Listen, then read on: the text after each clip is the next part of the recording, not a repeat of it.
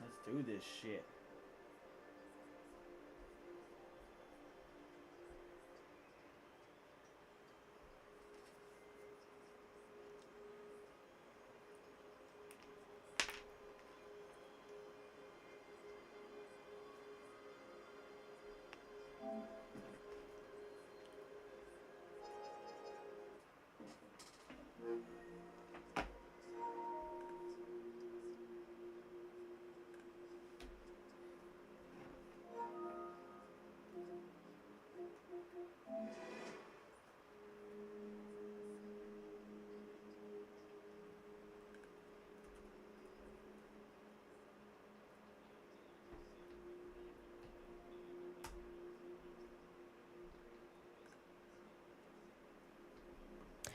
Well, that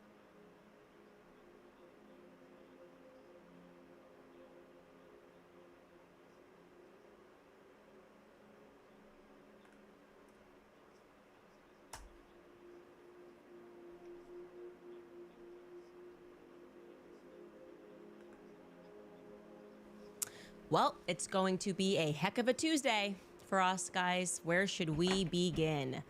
I'll tell you this, something is not right. Something is not right. And I am going to need you, whoever it is that's listening to this podcast right now, to wake up. Because I am telling you, this is not a battle between left and right. We all thought that at some point. We believed that. You're my enemy, you're my enemy. It is not a battle between Russia, Ukraine. I don't care what your political issue of the day is. What is happening right now in the world and what just happened to my friend Charlie Kirk is a battle of sheer evil versus goodness. What do I have for you guys today? Okay, well, first and foremost, the indictment against Tyler Robinson was just released, and I have a lot of questions that I think need to be answered regarding his trans boyfriend, Lance Twiggs. Well, I just spoke to a family member who told me a lot about Lance Twiggs because the media is kind of presenting him as this do-gooder. You might be interested to know that his family has a different perspective. Also, Turning Point employees are contacting me, a lot of them, okay? And I am not liking what I am hearing from them about things that took place leading up to that Hamptons event, some changes at the organization in the months leading up to that event, and what had been happening more broadly at the company over the last year. Speaking of which, Bill Ackman, you may have caught that he responded to me about the Hamptons with a lot of words to really say nothing at all. And I want to be clear, I am not done, okay? I'm coming for everybody. Charlie Kirk's death is really just a beginning. She was So a welcome really back. close friend to Charlie Kirk, so she's really pissed off. So she's gonna go after these people for crazy. Let's clear this one off.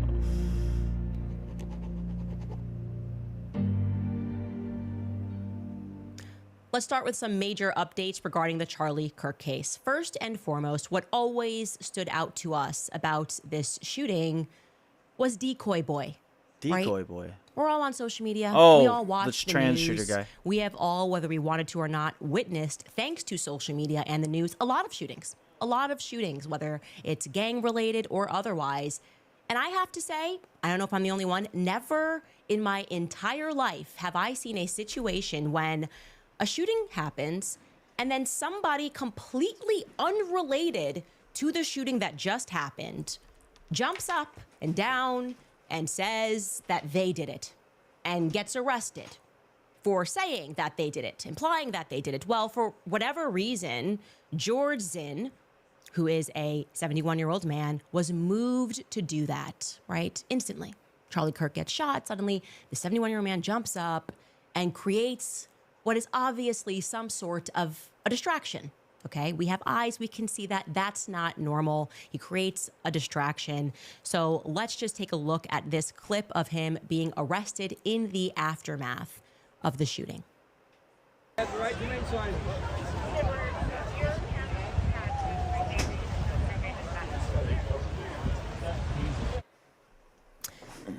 Well, now it's about to get even Let's do stranger because since he's been arrested, he's now facing charges of obstruction of justice because he didn't do it. right? Why would you do that? Why would you obstruct justice in this Because he's a manner? patsy. He's paid And for by now, the in fucking Israel addition government. to those charges, we learn that he's been harboring images of Child child porno- abuse. yeah, child pornography or He something like has kitty porn.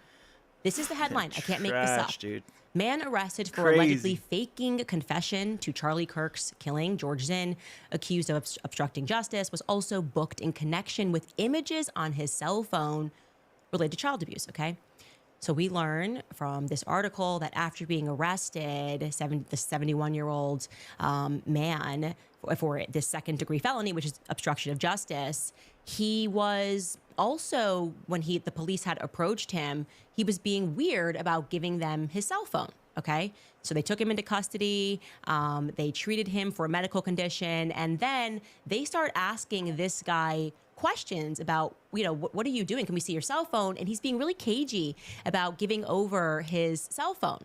They're like, okay, we're trying to get to the bottom of why you would stand up and scream, shoot me, immediately following the aftermath of this murder, okay? And what they discover is that when asked by an officer, okay, after they figure out that he's not being cooperative, is that he has images. He has images of kiddie porn. There's no other way to say this, of related to child abuse on his cell phone. Now, what does that tell you about this guy? Okay, what does it tell you about George Zinn? What that signals to me about George Zinn is that I've read a lot about Jeffrey Epstein. I've read a lot about blackmail operations. The people they tend to go after are people who are into children.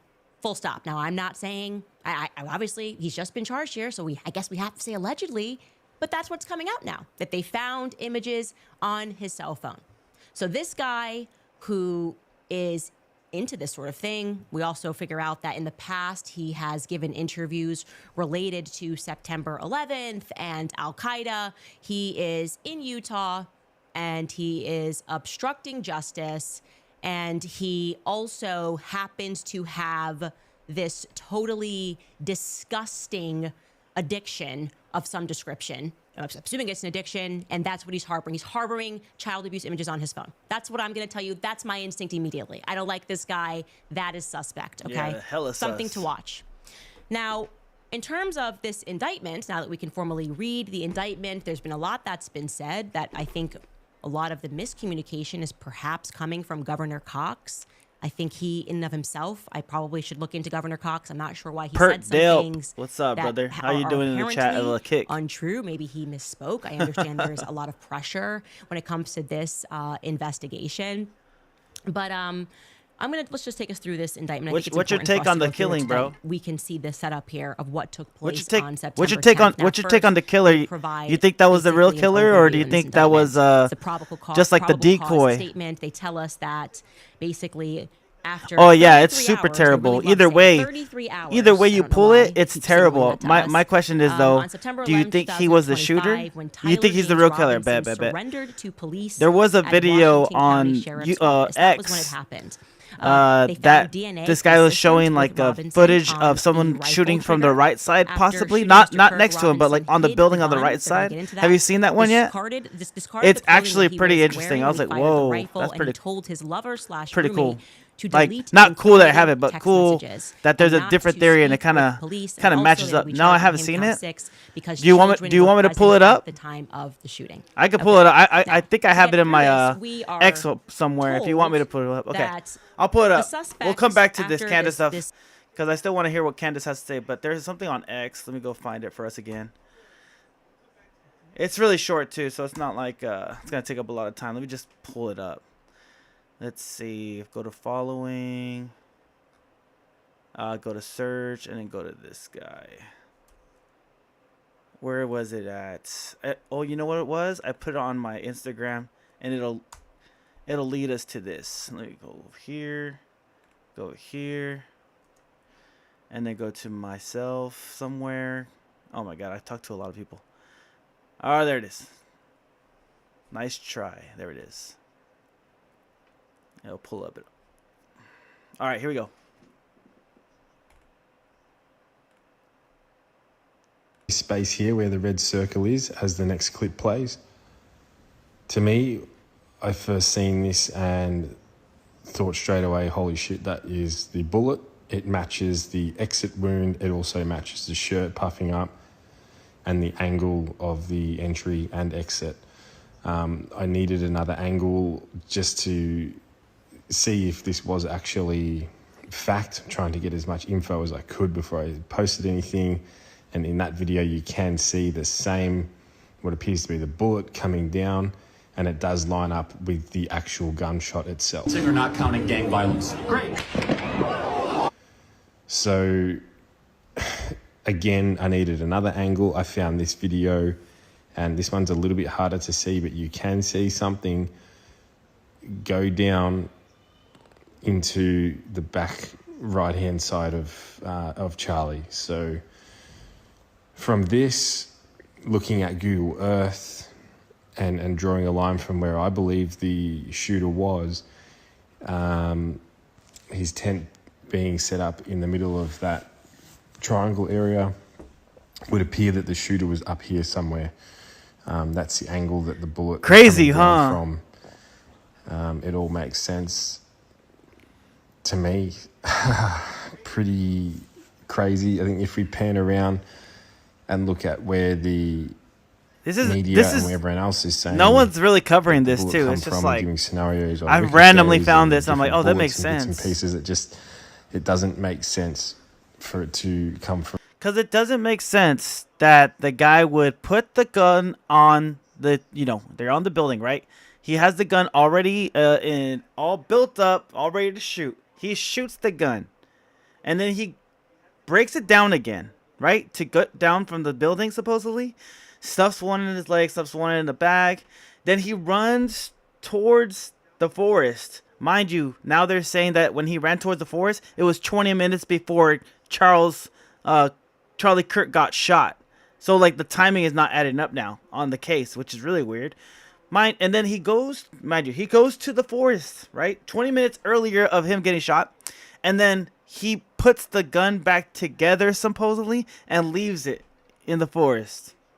So, he breaks it down, and then he goes to the forest, and then puts it back together, and then leaves it, which doesn't make sense at all.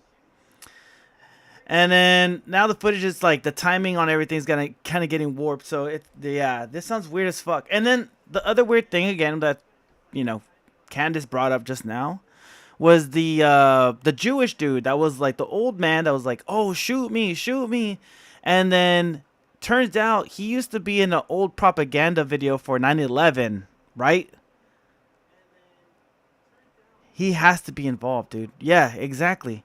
There's something weird going on.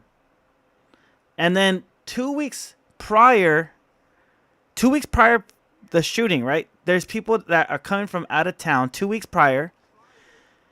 Goes to the trans roommate's lover's house where the guy is staying at, supposedly. And they have like a meeting of some sorts. The neighbor sees the cars from out of state.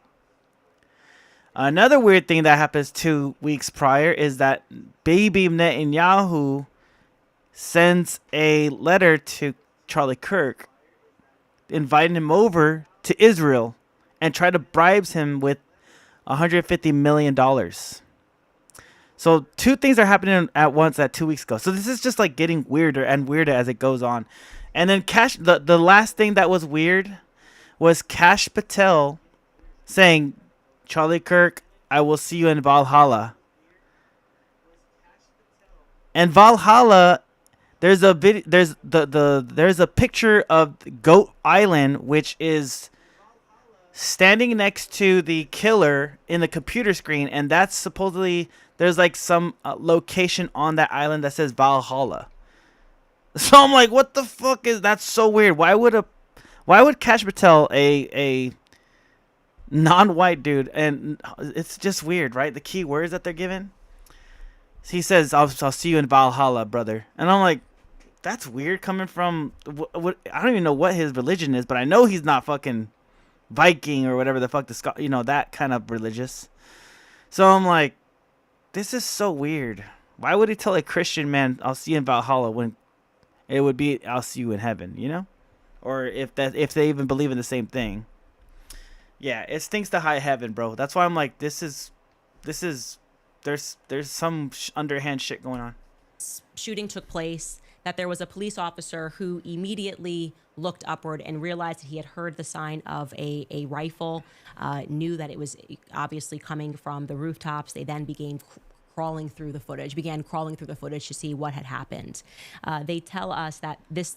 Another weird thing is Trump and Bibi Netanyahu both tweet at the very same time that, oh my, prayers to Charlie Kirk. They don't say prayers. They said, our Charlie Kirk is dead. My condolences, something like that. But they don't say prayers. All right, they don't give any crosses. They don't give any Jewish stars. They don't do anything like that. They just say something like offhand about their, like, they don't say anything like religious, you know. So it's really interesting. Discovery led to an intensive review. Let me go actually back up to this paragraph. Police reviewed surveillance from the camera that was covering the roof and discovered that it recorded an individual that was dressed in dark clothing who had crossed the railing from the public walkway and dropped onto the roof at approximately 12:15 p.m. Now, just to very quickly, I'm going to just tell you, according to our timeline, we know that Charlie gets shot at 12:23 p.m. So they're now telling us that he was on that roof since 12:15 p.m. So he's setting up that shot, we can assume, for about 8 minutes, okay?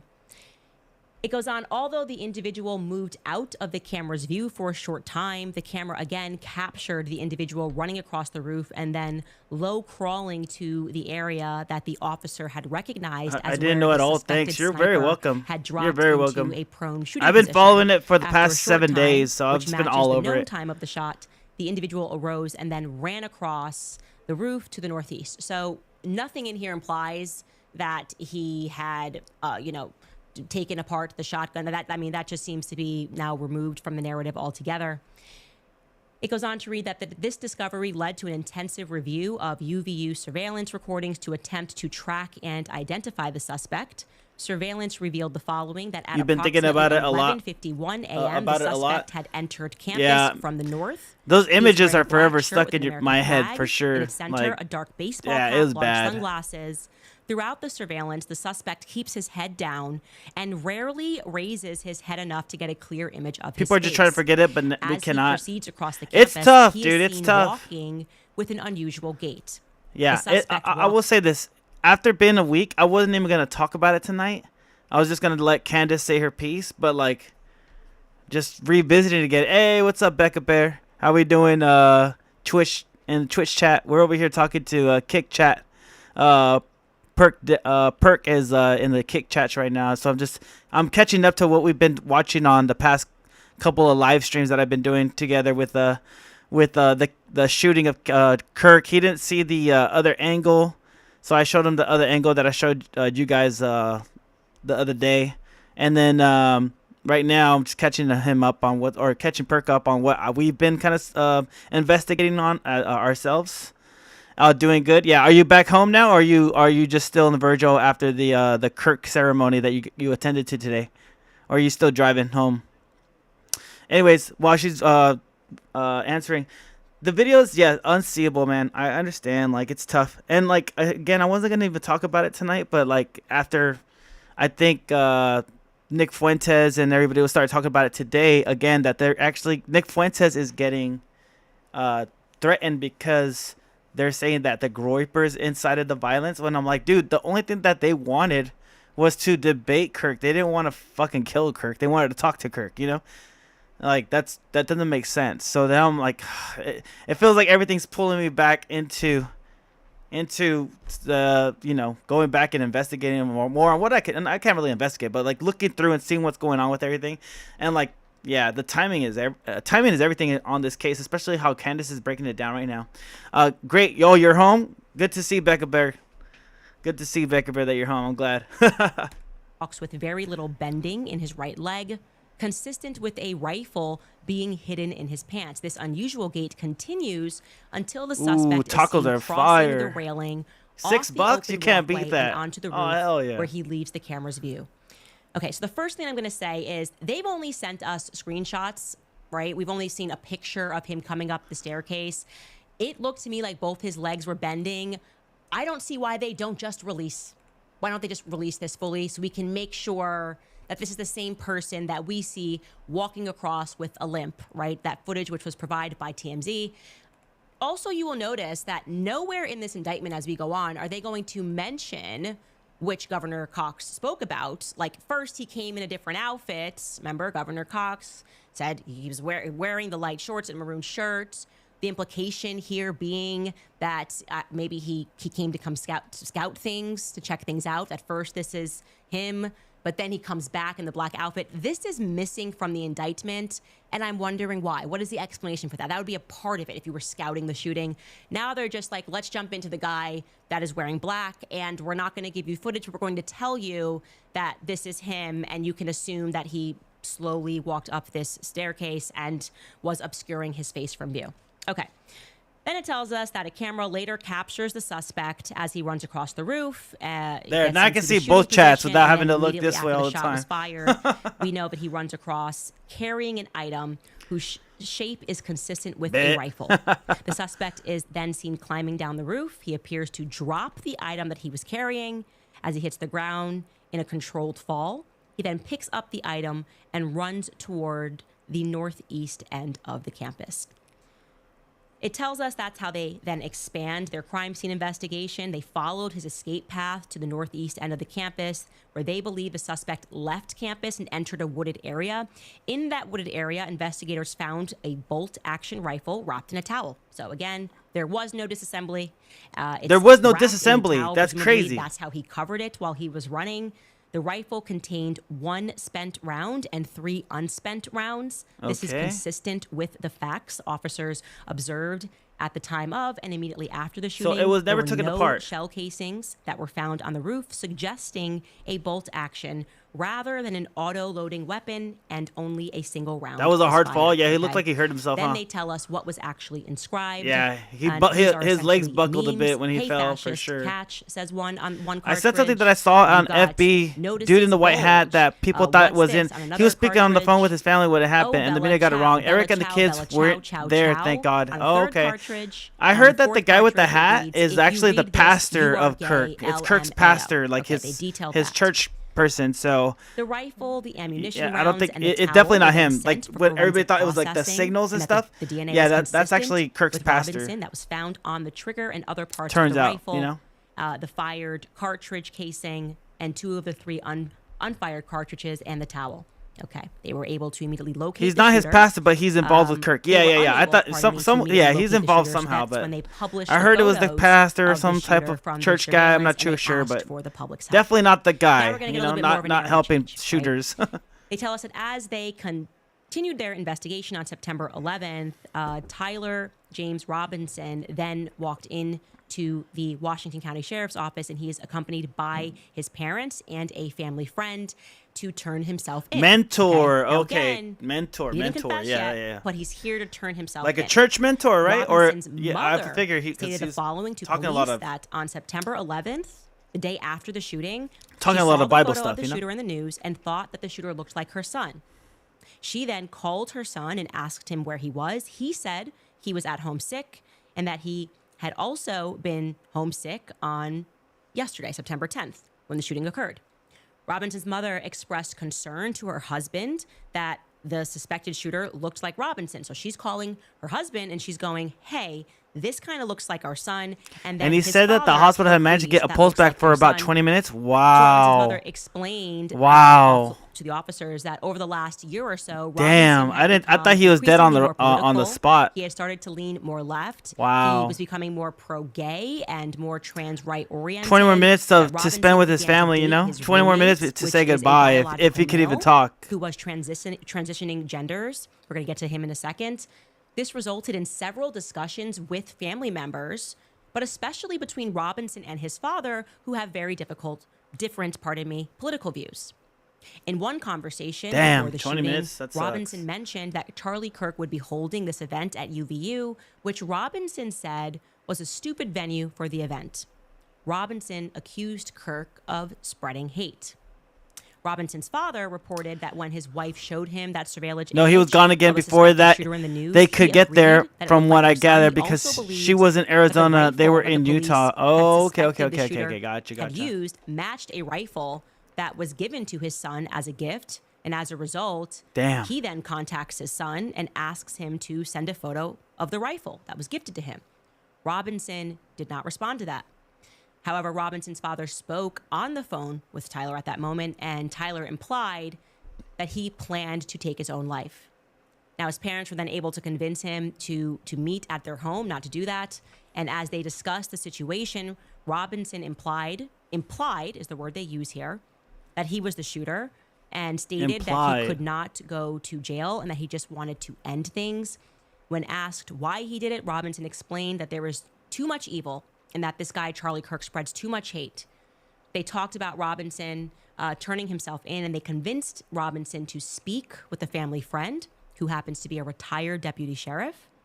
And at Oh, that's what a retired deputy sheriff. I thought he was I thought he was a military person of some sort. Robinson's father's request, That was my the fault. family friend met with Robinson and his parents, and they convinced Robinson to turn himself in. Okay. Again, he did not confess, but he turned himself in. And they then detail that they tell him, hey, look, also bring in any clothes that you used because you don't want the police to then have to search the property of your parents. So anything that you use, you need to bring over. Okay. That doesn't exactly make sense because Robinson is living with his trans boyfriend. But Yeah, I'm that getting mixed info. I thought he was living at home. From what I understood, like he's living with his parents. But he lives with the trans boyfriend, right? Is that what I'm understanding now? This is like I'm getting mixed info, so apparently Robinson replies that at that moment that he had disposed of clothes in different area. So they're looking into that. Okay. Now we're getting to the roommate portion, which is very interesting to me. And I will tell you why. It's interesting to me because I obviously have had a lot of tips. I've had a lot of conversations with people that knew both of these individuals. When I say both, I'm referring to Tyler Robinson, who is being indicted, but also his boyfriend, who has not been indicted. lived away from his And the parents, conversation right? that I am Yeah. having is that Tyler's classmates and the neighborhood are very shocked that Tyler would be first and foremost involved in this at all. So right away, they told me, no way this guy is wearing the same outfit from 33 hours ago because he was very tidy. He sort of kept to himself, but he worked with his hands and he was kind of a good person. There were no signs here. Like this appears to them to be like, this is a very good family and that there were certain narratives out there that didn't make sense to them. Like they could not compute them as it pertained to Tyler Robinson. Yeah, okay? that's wild. And they're saying there's no way if like they're not saying he couldn't have been involved. I very, very much want to be clear. I believe that Tyler Robinson was involved on the basis of this evidence, but rather that there's no way he could have acted alone, that this had to be a part of some wider plot. Okay? Right. He's not a And when lone I'm speaking shooter. to people that are close to this situation, what they are shocked about is the fact that only Tyler could have been arrested because it's a different perspective when it comes to Tyler's Yeah, isn't that how it always trans is? There's no boyfriend, signs until okay? they do something like this. Tyler's trans boyfriend's name is Lance Twiggs. And they are very shocked. In Lance fact, the people Twiggs. that are intimately involved in the situation are saying, we thought he was definitely going to get charged because apparently, and again, I'm going to say this, allegedly, he had been arrested or taken in on the same day. Now, the media narrative is that that guy was being really cooperative. He had nothing to do with anything. Okay, we're going to go through that. And again, I'm going to tell you what his family is saying. I'm referring now to Lance Twiggs. Let's get to what the indictment tells us about him. Police interviewed Robinson's roommate, a biological male who was involved in a romantic relationship with Robinson.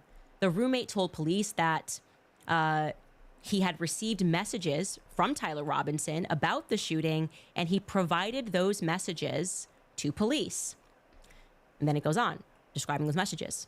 On September 10th, 2025, oh wait, they're not telling us the time. I don't like that. I hope that's just you forgot, but I need to know exactly when you're saying these messages were sent, okay? Because I need to fit them into my timeline, okay? Clearly, on the basis of what I'm about to read, these messages had to have gone out after Charlie Kirk was shot. If I'm using my context clues, my Blues clues to put things together, but they're not clear here. They just say on September 10th, 2025, no time given, the roommate received a text message from Robinson which said, quote, "Drop what you are doing and look under my keyboard." Okay, so I just got a video. It's a more recent video, and it's saying the alibi of the trans roommate boyfriend. Do you guys want to watch that instead? She just dropped it like 6 hours ago. This one is from earlier today. I think it's like 18 hours ago. But the one I'm talking about is like 6 hours ago. I'm not sure if you guys want to watch that instead. I could watch either, or we could watch both back to back. I don't mind. But just wanted to put that out there, see if you guys wanted to get the roommate alibi version. Roommate, Lance, both is looks good? under his Okay. keyboard and he finds a note that states, quote, "I had the opportunity to take out Charlie Kirk and I'm going to take it." Okay. The structure, that is weird. I had the opportunity to take out Charlie Kirk and I'm going to take it. Okay. That's just structurally, that's not proper English. Okay. It's either I have, okay, or I had, past tense. Again, not clear. Police found a photograph of this note and the following text exchange then took place. After reading that note, the roommate texts Tyler and he says, "What? You're joking, right?" Robinson writes, "I'm still okay, my love, but I am stuck in a REM for a little while longer yet. Shouldn't be long until I can come home, but I gotta grab my rifle still. To be honest, I had hoped to keep this secret till I died of old age. I am sorry to involve you." The roommate replies, "You weren't the one who did it, right?" Robinson replies, "I am. I'm sorry." The roommate replies, "I thought they caught the person." Robinson replies, "No, they grabbed some crazy old dude, then interrogated someone in similar clothing. I had planned to grab my rifle from my drop point shortly after, but most of that side of town got locked down. It's quiet, almost enough to get out, but there's one vehicle still lingering." The roommate says, "Why?" Robinson says, "Why did I do it?" The roommate says, "Yeah." Robinson says, "I had enough of his hatred. Some hate can't be negotiated out. If I am able to People grab say my that, don't rifle say my unseen, love. I will have left no evidence. Going to attempt to retrieve it again. Hopefully they have moved on. I haven't seen anything about them finding it." The roommate says, "How long have you been planning this?" Robinson says, "A bit over a week, I believe. Wow, only a I week. can get close to it," referring to the rifle, "but there's a squad car parked right by it. I think they already swept that spot, but I don't want to chance it." Robinson says, "I'm wishing I had circled back and grabbed it as soon as I got to my vehicle. I'm worried what my old man would do if I didn't bring back Grandpa's rifle. I don't know if it had a serial number, but it wouldn't trace to me. I worry about Prince. I had to leave it in a bush where I changed outfits.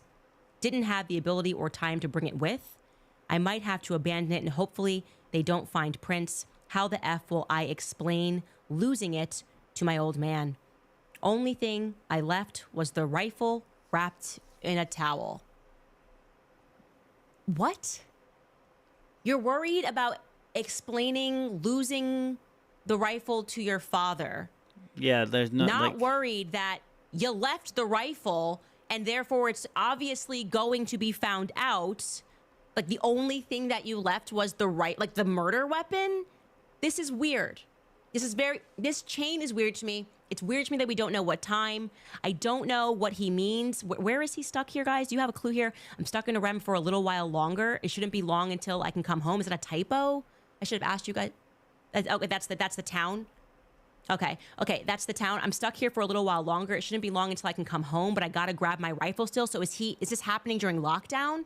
He tells him to check under and to see. "Oh, check under quickly and see." And I took care of it. And he's where? And now he's giving him an accounting of exactly what's taken place, which means if this is right after and they're still in lockdown, he's monitoring the situation? Because this is going to give us a timeline, whether they tell us when these messages happened or not. right. The fact that he already knows that they grabbed some crazy old dude and that they also interrogated someone in similar clothing, we're going to be able to go back and plot exactly when that happened, or at least when the public was informed. Because this whole correspondence is very strange to me. Yeah, when's the first Twitter post that they catch the old man? You know, because if he's trying to get away, he does the shot. Everybody's running. He doesn't have time to look or who they're getting, right? Because he has to get the fuck off the roof. So he doesn't have time to linger around and see what's going on. Unless he just sees that automatically the shot. Automatically the old man's like, it's me, shoot me. It's like, it has to happen that split second, but I don't think it happened that fast. I think he took the shot. Everybody's panicking. He sees he got the hit. He starts packing up his shit. He's looking back maybe one quick, and he starts running. He starts bolting for it. But you see in the video that when the shot happens, everybody's freaking out. You see everybody running, and you see him run across the roof, right? Like, it's a little speck. But they zoom in, and it's him running across, or someone running across the roof. So what she's saying is, how the fuck do you know that they even caught somebody in the first place? Because you don't have time to look back and see that they caught somebody. You have to be on Twitter, right? Visual timeline, shooting, unfolding. Let's see. Hey, Perk, you still with us? I'm going to click on this real quick.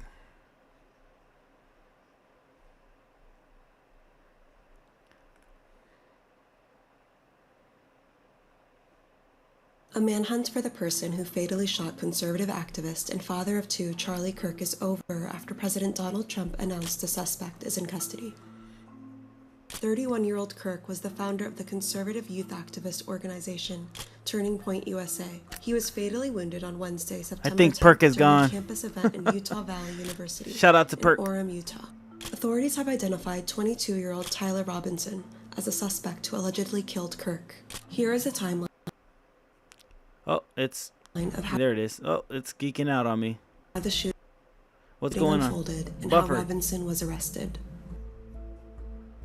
According to Utah Governor Spencer Cox, suspect Tyler Robinson arrived at UVU's campus at 8:29 a.m. local time on the day of the shooting, driving a gray Dodge Challenger. 8:29. Bo Mason, the commissioner for the Utah Department of Public Safety, said authorities tracked the suspect's movements onto the campus. Through the stairwells, up to the roof, across the roof to a shooting location. At 12:07 p.m., a crowd awaits Charlie Kirk at UVU, the first stop on Turning Point USA's The American Comeback Tour. Supporters start chanting Kirk's name ahead of his appearance.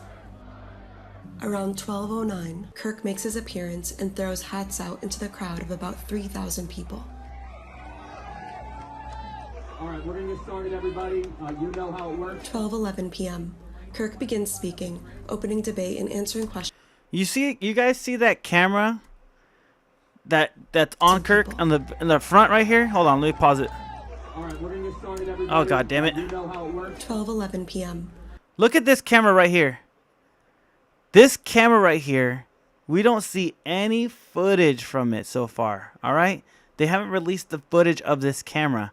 Look how close the camera is, and look how like sophisticated this camera looks. I'm pretty sure it could capture whatever the fuck happened, and we could get a different angle on what's going on with the shooting. And I'm pretty sure that's what they're looking over. But you should be able to see the bullet enter him and exit him with this camera right here that they're not releasing. The footage is not released on this camera yet. From what I gather, I haven't seen it at all. It's just a bunch of I hope they don't show the exact moment if they release that footage. Well, we have to see where it's coming from, right? Like where it's coming from. Really, we just want the trajectory of the bullet in slow motion to see where it's coming from and where it's exiting, because that's going to tell us a lot more than what we are seeing right now.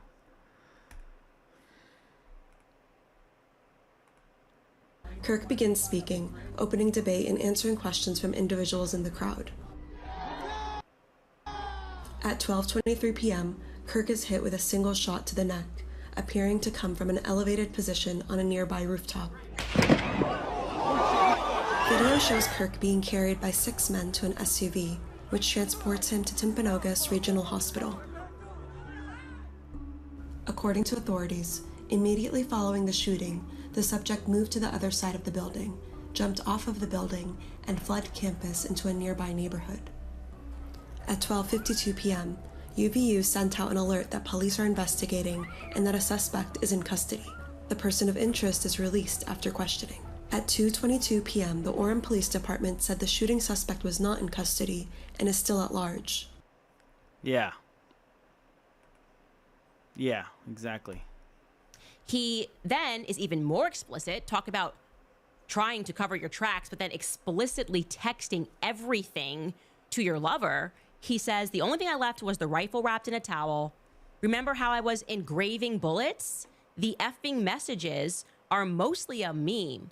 If I see notices bulge on Fox News, I might have a stroke. Charlie was All never right, put in an I'm gonna have ambulance. to That's leave a good it. note to have, too. That really effing sucks. Okay, so if this is our guy, oh, we're not done. Let's finish. That really sucks. He's got to leave it. And then he says, judging from today, I'd say Grandpa's gun does just fine. I think that was a $2,000 scope. And then he does a winky face. And then he tells him, delete this exchange. And then Robinson says, my dad wants photos of the rifle. He says, Grandpa wants to know who has what. The feds released a photo of the rifle, and it is very unique. He's calling me right now, not answering. Oh, his dad's calling him. Okay, well, the dad, this is interesting. When is this text chain taking place? Okay. Times. Because we just heard that, the dad, they figured it out the next day. They're making it sound like this all happened back to back. Is this happening over 2 days? Why not tell us this instantly so I can work it into my timeline? Okay, are these messages day one? And then what? They had no correspondence at all until he jumps right back in and says, my dad's calling me. Where were you when your dad called you? You guys live together. Why are you texting at all? Why didn't this kid immediately call? If they're in lockdown and he needs to go back and get his rifle, right? This kid could have, and I'm speaking about Lance, could have contacted immediately and said, I'm getting a confession right now. I don't like that we are not being told the exact timestamp of these messages because the guy from Facebook my that was there timeline said they put him in demands an SUV and was so tall they To couldn't close fully loop shut the on door how and were this holding it enters, closed. again, Damn. not knowing when this happened, Robinson says, my dad wants photos of the rifle. He says, Grandpa wants to know who has what. The feds released a photo, and it's very unique. He's calling me right now, not answering. Robinson says, well, since Trump got into office, my dad has been pretty diehard MAGA. Robinson says, I'm going to turn myself in willingly. One of my neighbors is here. He is a deputy for the sheriff. Robinson says, you are all I worry about, love. I'm much more worried. The roommate says, Lance says, I'm much more worried about you. Robinson says, don't talk to the media, please. Don't take any interviews or make any comments. If any police ask you questions, ask for a lawyer and stay silent. How you guys feeling about that? Damn, conspiracy was right here. Yeah. Mark is going to jump on and say something. Go ahead, Mark. Yeah, he's the guy that's always in my ear. Not always. I just noticed that around some of these exchanges, there's ellipses above them. You're breaking up a little bit. What'd you say? Around some of these exchanges, there's ellipses above, if you look really closely. Yeah. And it looks like they're cherry picking certain exchanges. So that my dad is super MAGA just comes out of nowhere because they picked it from a totally different part of the conversation. Yeah, these messages are clearly doctored, is what I would say. They're doctored. Now, they could decide why they're doing that. Tyler's being forthcoming. We're protecting him in some capacity. I find that to be unacceptable. Okay? Unacceptable. I want every single text message. I want timestamps. It is conspicuous. Yeah, it's kind of weird that they don't have the telling us timestamps. when this was sent, because it sounds like it's when the campus is on lockdown and he's got to go back and he's got to clean up. And then all of a sudden we're in the next day when his dad is getting clued in after the picture's been released. They're not telling us that, okay? And you have a right to be a little bit uncomfortable about that because I'm a bit uncomfortable about that. We need full answers. Further to that point, I have found this strange from the beginning that for whatever reason, we're not hearing too much about this Lance guy other than like he's been extremely cooperative. He's handed over his messages. I'm not implying that Lance was involved. I am implying that it's weird that we're not hearing more about him. Right? You're telling me he lived with the guy. You're telling me us now that he's been texting with the guy about his plans. Like right after, too. Is nobody interested in learning more about this character? Okay, so Tyler's people are saying Tyler's a good kid. People around Tyler, classmates are telling me he's a good kid. So I go into our tips box, and it turns out that actually Lance Twiggs' family has tried to reach out to me over the weekend. Obviously, I was in a very aggrieved state, and I was not prepared to even accept that Charlie Kirk was not on this earth, okay? And I realized that they're saying to me, like, you know, we want to speak with you. And there's more than one family member that has reached out. Oh, my gosh. Because we trust you. Crazy. And we don't trust the media. Good. Good by me. They are, it sounds to me, a very good family. They're absolutely horrified by what has happened. And they are similarly I feel like he's not the only one involved. Candace is going to track them down herself. She is, dude. Out there about the that was her person he best living friend, with, dude. That's one of her best friends. They came up told me, together. exclusively, You know? Is that she the has house personal that stake in Tyler this. Robinson was living in with Lance is owned by them. Tyler Robinson is paying rent to them. Okay, so they know Lance, obviously, and I'm going to cushion this with allegedly. It isn't allegedly that this is his family members telling me these details, but it is definitely, allegedly what they say until we can hear both sides. Okay, I'm going to pull this up because I took notes regarding Lance because I want to know everything. Okay. Lance, they told us, went to live with his relatives, so no longer in the house with his mother and father. Again, allegedly. His parents kicked him out junior year of high school because he was problematic. He just had issues. And at that time when they kicked him out, that wasn't exactly what they are saying legal for them to have done that. But again, he went to live with relatives and he has issues. They say that he allegedly has a lot of issues with drinking. That Christmas, approximately 3 years ago, he almost overdosed. He drank a bottle of vodka. They are telling me that they were there. They were present for this. And fear began to spread about whether or not even the family would be able to take care of him because of issues that he was having. Okay, he graduates high school and then essentially the extended family says, we can't keep you in our home because of his behavior. Just this past Easter Sunday, they are telling me that he showed up on drugs and he was spouting out of his mouth about political stuff. And at this point, they felt that he could not be around children, that they felt that he had become increasingly more radical, increasingly more dangerous, and just sort of off the rails. They said that they're unhappy that the media is presenting him in this manner, like he's just this kind of soft guy, or a person that was just transitioning. There's nothing problematic. There's no prodding. They don't buy the story. Okay. Lance's family is telling me that they are not buying the current story and that they feel that more people are involved. First and foremost, they say that a lot of information should be able to be discerned by his devices because he was, according to them, deep web. Okay. This is the person that is deep on the internet. They said that he was quite reclusive, that he was always on his devices, that he's always on the web, and that there should be more information that comes from there. Okay. He turned 22, they told me, back in August, and that he was, as I said, very into this dark web stuff. I asked what he was doing for work, how are they even able to pay you guys rent? And they told me that he was doing some plumbing work with somebody else in the family. They told us that Tyler and him had been living together for at least a year.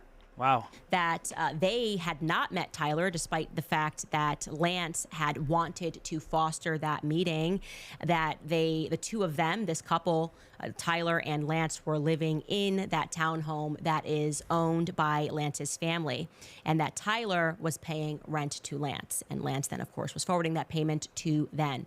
Now, I had asked them about another persistent rumor that is arriving in my inbox, which people are saying who live in the neighborhood that they noticed some unusual traffic. And this individual family member said to me, yup, we are hearing the exact same thing. That they would prod that narrative further, but there was some unusual traffic, a lot of cars that were seen outside leading up to the shooting in the days before the shooting or the week before the shooting. I'll straighten out that timeline for you and get real specific because I will pin down when exactly this was happening. But leading up to the shooting, that there were unusual traffic in the driveway where Tyler Robinson and Lance lived. Cars that were not recognized in the neighborhood. This was not a couple that hosted people. It wasn't like they were expecting them to have parties. And so other people are saying that that is something that struck them as odd. There was unusual traffic at this house in the weeks leading up to this shooting. And again, I will perfect that timeline of exactly when, and I have gone out to people for evidence of that. But there were apparently lots of different license plates, and it therefore caused a little neighborhood kerfluffle because other people were not able to park their cars because there were so many people that were at this house. Unusual traffic again. Oh, okay. We I see are what they're saying prodding now. that narrative. We are taking a look at everybody because if I don't feel good about what we're hearing, okay, and Lance Twig's family doesn't feel good about what we're hearing, and we've got Decoy Boy, who's apparently involved in some deep internet stuff, I would say is a fair way to describe it. Decoy Boy, okay, George Zinn. George Zinn. I thought it was David Zinn. There's more people involved. Yeah, George Zinn. That's what I'm going to say to you guys. There is very clearly more people involved. And there's like a Discord chat of 30 people, this right? This feels to me like a conspiracy. And am I emotionally invested in this? Yes. Somebody said something to, you're unstable. Yeah, you know what? You're right. I have been destabilized by watching Charlie Kirk catch a bullet in his neck and then being gaslit and told nothing to see here. We've got people all around him that are telling little lies. I don't like this. Right. Okay. This doesn't feel clean to me. I need timestamps. If you're going to be transparent, be transparent. I'm not saying that you're being dishonest, that you have these text messages. I am saying that I need them in my timeline. Okay. And it is just weird that you're giving exact times about certain things. And then suddenly you're like, you know what? We don't need to be so exact anymore. And we can just extrapolate what we need to tell the public a certain narrative. Okay. We, the public, don't need a narrative. We need every single plausible detail. If we are ever going to regain any trust in the authorities, post-Epstein world. Okay. We're living in a post-Epstein world. It doesn't fly with us. That's not it, you guys. I have more to tell you. I am going to, I guess, at first, let's get through some ads, and we're going to get into Bill Ackman's, I don't even know how to describe it. It's just wandering excuse or wandering answer to our episode yesterday, which really didn't say anything. And I've got more people reaching out to us, people that were at the event, people that were at Turning Point USA. We got some questions to ask, and I'm going to ask all of them because guess what? I don't take money from donors. So Right. She doesn't. you got a problem here. I don't want your money. I don't need your money. What I want and I need is the truth.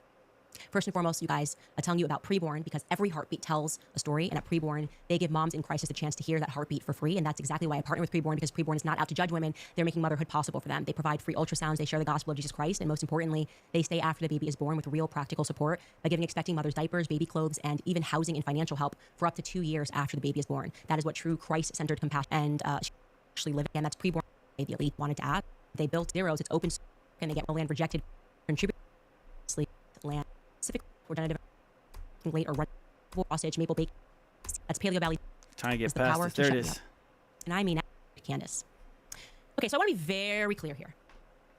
No one. Candace in I her mean lives? absolutely no one Yeah, for outside real. of my husband and Erica Kirk has the power to shut me up right now. That's it.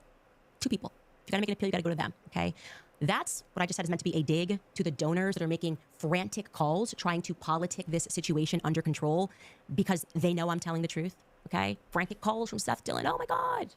The truth is that Charlie was under immense pressure and he was facing financial threats over his shifting stance on Israel, over who he was hosting, from his podcast to people that were on stage at America Fest, Dave Smith, Tucker Carlson. That is reality, my friends. Again, I want those people to know your money means nothing to me. I already said no to it. That's why I don't care to be in those circles. Make me persona non grata. I know what I did wrong. I looked you in your face and I said no to your money, okay? Don't push me or I will name more names.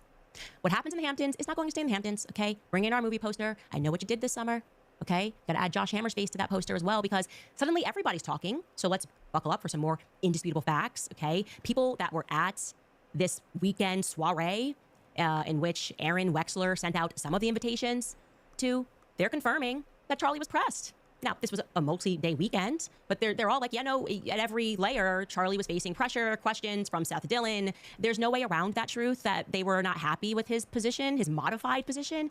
I have it on first-person account that on the first day of the retreat, of which there were smaller meetings that took place, and then, like, you know, the retreat itself, Charlie presented, and he explained that he felt that it was wrong that he couldn't publicly criticize Israel. He apparently used an example that if he tweeted, and again, we're riffing here, but something along the lines of, Charlie said, if I tweeted, I think that Bibi Netanyahu should resign, that he would then be unfairly attacked. And Seth Dillon then allegedly, pipes up and goes back and forth with him quite aggressively, saying like, yeah, because that would be anti-Semitic.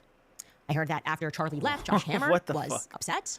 Josh Hammer, I know for a fact, was a part of the beehive that was swarming him about people that he was having at his conferences. I know for a fact. So if you'd like to dispute that, Josh Hammer, and release your text messages and pretend that you were just, chill and supportive and thumbs up, cool. I welcome you on this platform, okay? You are allowed to literally sit next to me and say, that isn't reality, and here's how it all went down. When I was the greatest supporter, and I never cared about who he had, even though I got destroyed in debate by Dave Smith on his stage, I was cool with that. I love free speech. It's amazing, okay?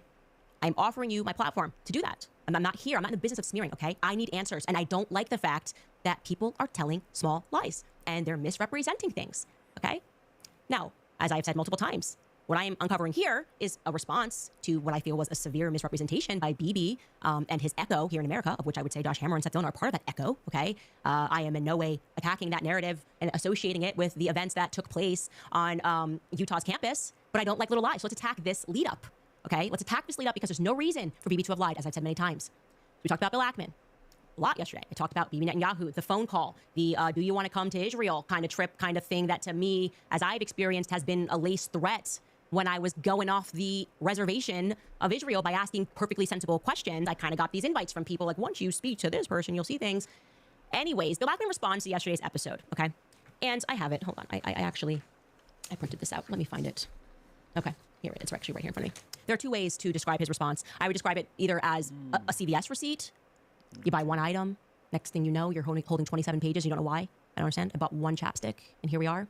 You can also describe it as like an online recipe, you know? Something looks good. Let me see an online recipe. Oh, I want to make that. You want to know how to make latkes. But first, homemade chef Ackman has to tell you about how this recipe reminds him of his Bubby's house and that Hanukkah they spent in Israel, and all the kids love it. And you're like, bro, just how many cups of shredded potato? Please, please. Just give us the ingredients. This is his tweet. I printed his tweet out on 2 pages, okay? I don't know, you got to bring back the word count. This Twitter was not meant for this, okay? And because I will not be teaching a seminar this semester on Ackman's 955-word response, I'll just provide you here with the highlights, okay? So he sets it up that he's a victim of something that never happened. Everybody watched my episode yesterday, okay? I never said the sentence, Bill Ackman blackmailed Charlie Kirk. That never happened. But of course, he's doing the typical, the Israeli brand thing is I'm a victim, and let me tell you why I'm a victim. So he just sets it up. I don't know why he's putting these things in parentheses of Charlie's supposed evolving stance. Okay, we can watch clips of that in a little bit. It's not supposed, and saying it's supposed doesn't make it so. But he then says, Candace also intimated that I, quote unquote, blackmailed Charlie. No full sentence there, because I never said it. I never said Bill Ackman blackmailed Charlie. There was a file presented, do this or else, okay? And I wouldn't have said that, okay? The first 5 paragraphs of this never-ending tweet are regarding how he met Charlie, which is not something that was ever in contention, okay? I followed Charlie Kirk on X. I admired him. I connected him. DMs, May of this year, expressed interest. We got on Zoom. We talked to this on Zoom, blah, blah, blah, blah, blah.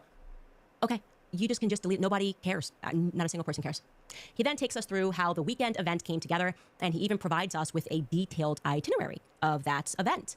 I mean, I don't know if you need to hear the itinerary. He gets so detailed that he even has this sentence here where he wants us to know that it was even, quote unquote, punctuated by meals. Oh, okay. That's good to know that the event, those who attended it, the sessions were punctuated by meals. I don't care, Bill. I literally don't care at all what you ate. I understand there was an itinerary. I just don't care. Conspicuously missing. Okay, then it kind of wraps it up. And he's like, in short, this was not an intervention to blackmail Charlie into adopting certain views on Israel.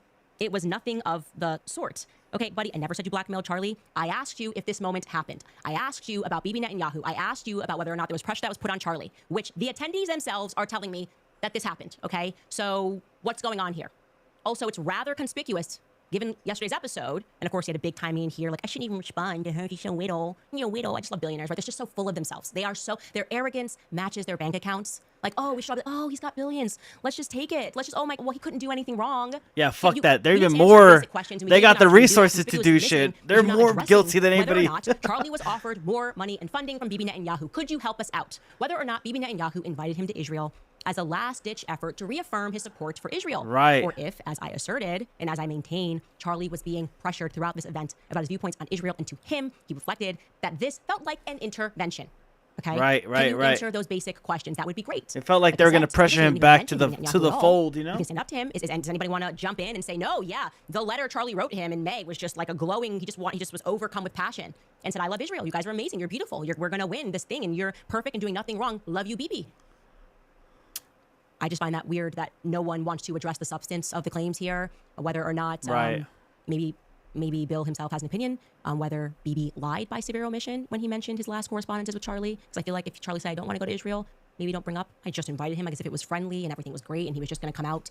And sadly, he won't be able to make it out here. And regarding, just the public here, if you're trying to decide what's real and what's fake, whether or not what we're telling you is real or fake, you can take Charlie in his own words. I mean, shout out to Village Crazy Lady on X. She's a great follow. She just reads Bill Ackman's diatribe and says, okay, she goes through the itinerary. Bill Ackman just confirmed that he hosted his meeting with Charlie on August 4th and 5th. Here's Charlie talking to Megyn Kelly the very next day on August 6th. Now, how do you think that meeting went down? Oh yeah, forgot to tell you that. That's the next day, okay?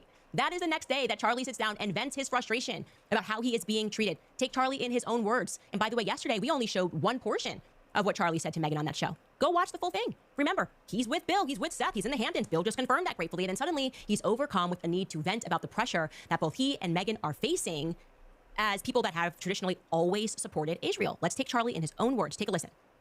My contention here is that some in the pro-Israel camp are so knee-jerk about calling you anti-Semitic or getting deeply offended if you say anything that doesn't align with their narrative, that it undermines their own cause. And I have to tell you, I find it very irritating because I do feel like some of us have earned the right to have some credibility on the subject of Israel and don't want to be called those names when we have some mild pushback on some of the overreaches, whether it's, whether they're winning or losing the propaganda war right now. And my contention is they've begun to lose it. And I realize it's propaganda coming at us from Hamas, but their numbers have turned. Here in America, they've turned, not so much with Republicans, a little bit with Republicans, but completely with the Democrat Party and with independents. They have shifted mightily from at least double digits highs to single digit lows now when it comes to approval. And also with respect to, you and I speculated about this at the Turning Point event, whether the possibility of Jeffrey Epstein possibly being a Mossad agent or asset or affiliated with, that's been turned around on me too, to you must be anti-Semitic. What the hell? That's such bullshit. The same people who say you can criticize Israel, that's fine, we won't call you anti-Semitic if you criticize Israel, now turn around immediately and say you're anti-Semitic for even raising that. I completely reject that. And I raise this as a pushback against my friends. That's on super that weird that strain of the aisle they just watch turn it, on her. because you don't want to alienate people who are openly your friends by going nuts in your crackdowns on mild pushback on anything related to Israel. Now you take it. I'm so glad you brought this up, and I would second that. This Megyn, is like I one think of I his have last a bulletproof resume showing my podcasts, defense right? of One of the Israel last on live campus, streams he's ever on did social media before he passed to away. Great, let's just say mockery and scorn at times, right? Because I believe it, right? I believe in the scriptural land rights given to Israel. I believe in fulfillment of prophecy. And again, I'm not a theologian, but I'm a Christian. My life was changed in Israel. Yeah. The spiritual energy is so amazing there. I want them to win. I've said that repeatedly. Same. And however, Megyn, you're hitting on something very potent and important. Now, let me first say, I don't want to judge an entire group because there's been many people in the pro-Israel world that have been very sweet, very kind, very nuanced, very Charlie. You're with us. You don't have to agree all the time. However, and I will say this, the behavior by a lot, both privately and publicly, are pushing people like you and me away. Not like we're going to be pro-Hamas, not like we're going to, but we're like, honestly, the way you are treating me is so repulsive. I have text messages, Megyn, calling me an anti-Semite. I am learning. Crazy, bro. Crazy. He's like one of the most loyal dogs, for fucking Israel, bro. He was like a Charlie. What are you doing? A ride or die. What am I doing? I'm sorry. Let's just take a step back here. I can tell you right now, from the energy that is coming out of him, the energy that's coming out of Megyn, is where I was 2 years ago. Okay, I've been there. You can't even lie to. You can't even attempt to lie to me about what is pouring off of both of them. I was someone who spent my life, my political life, defending Israel didn't really mean anything to me. It seemed like a good, argument on surface that we should support them. They're the only democracy in the Middle East. Okay, now I know that that's not even true. But like, who cares? I was just like pro-America, and I wanted to focus on BLM and getting Black America better. And then that happened. I said one thing, and suddenly like, whoa! It was like they just line up. Like it's like Agent Smith. Okay, it's like Agent Smith in the Matrix. How many can there be all saying the same thing? And then they gaslight you. They make you think you're crazy because they're like, why don't you understand why what you did is really wrong? I remember this. I remember the tweet. I said, no person, nobody, no nation anywhere in the world has a right to commit genocide. And I was suddenly being flooded with messages from people, Dave Rubin, I remember this. I was like, what did you mean by that? And their text me is like, we can help you. You can help me what? I said something that made sense. Like, this should not offend anybody. Nobody has, genocide's not cool, right? Did something change? Where was I? It's when you tweeted it. And like, you could have been clearer. You should have added that Israel would never do that. I'm like, okay, you guys are being insane. This statement stands. I was referring to Brian Mast's remarks, but even if I wasn't, and I just tweeted genocide is always wrong, that tweet should always be right. I can feel that energy, okay? When you're not sure who your friends are, they're starting to gaslight you. They're making you think you're going crazy for having sensible positions. And there's no halfway house for this, okay? I can tell you that. You're either going to take being kicked in the chest, okay, and told to get out, and then suddenly they're all communicating behind your back, and just where you talked about that article, something goes out and suddenly it's like, what's going on? They're like trying to make you think you're going crazy because you're saying some sensible stuff. Charlie was at that moment. He says that he is receiving messages calling him an anti-Semite. So how can you lie right now and dispute it? And better question, why are you lying? I don't like little lies. I'm being contacted by a lot of people that are telling me that just within 48 hours before Charlie passed away, his top Jewish donors were pulling funding from him, demanding that Charlie take their name off of the building that they had donated to Turning Point. I guess I can figure out who that is, how many people could have donated the building. And then once Charlie was killed, they said, never mind, put it back on the building. Okay? Charlie himself had alluded to a tremendous loss of money coming in. And we'll speak about that more. More people are going to come out with information. This is all inevitable. Okay. And I'll also point you in this direction. You guys remember Bibi recently was on a PR blitz, despite the fact that he was fighting this 96,000 front war because Israel didn't do nothing. Okay. But he was on doing a ton of podcasts in America. Yeah, he's on the Nelk Boys and all that shit. Podcast. He went on to Brendan Tatum's podcast. He went on to the Nelk Boys podcast. That was crazy. Anybody the Nelk Boy one was insane, bro. Homie, and implied that the Nelk Boy said that they gave him the questions to ask Bibi. Like the Israel intelligence gave them the questions on a card to ask them, to ask Bibi. It's crazy. Love letters to him in May. I just love you so much. Not a true interview, you know what I'm saying? Him up like, hey, I know we're fighting this 97,000 front war. Yeah, it's so bullshit. You want to just come and maybe stay at my place for the weekend here in Israel? Like, that's the vibe that Bibi was rushing to present to the media. So why didn't you do Charlie Kirk show? Yeah, why didn't you do Charlie Kirk show? That's a question for you guys. Common sense, okay? I don't like small lies. And remember, Bibi started this. I am responding to his shamelessness. Ooh, she's going after Bibi now? What Charlie was saying. Oh, because, man. and I want to be clear to me right now, it feels, and I'm using a corporate term here, a bit like a hostile takeover, okay? Charlie builds the company organically on the basis of Charlie and Charlie's honest ideas. Suddenly, that company's got a lot of money, and Charlie's honest ideas are starting to change or maybe add more color, and now he's getting financial threats. He's being called names. He increasingly, he's being told who and what he's allowed to speak to, and he's taking a stance. Right. He's taking a stand privately up to these people, and then it doesn't matter anymore because Charlie's dead, and those very same people who were pressing him are now doing, like, very quickly, trying to set in stone that, Charlie, essentially, the energy is Charlie died for Israel. He's just one of us. Nobody asks any more questions. That is literally untrue, and we're not going to allow it, okay? It's just not true. Right. I'm getting even more interesting tips coming from Turning Point employees. Something, again, that I didn't even realize until they said it. Do you guys notice that, like, Bill Ackman says this thing and drops the itinerary? But I've worked for Turning Point for 2 years. You've seen Turning Point in the public. Have you ever heard of Turning Point doing a weekend summit and not publicizing it? In fact, none of those attendees, you'll remember they were taking pictures in the Hamptons, all dolled up. There was this whole ring debate happening about a girl who had gotten engaged. I think her name was Sarah Stockton. And they said her ring was too small, and they called her a broke, B-I-T-C-H. There was this whole drama that was happening, which we'll unpack a different day. Maybe I'll leave today's on this tidbit. But those people never mentioned that they were in the Hamptons for a Turning Point event or for a Turning Point weekend, which Bill is saying. Why is that? Were they told not to say anything about being at that event? Because Bill Ackman being very open about it, but they weren't open about it at that time.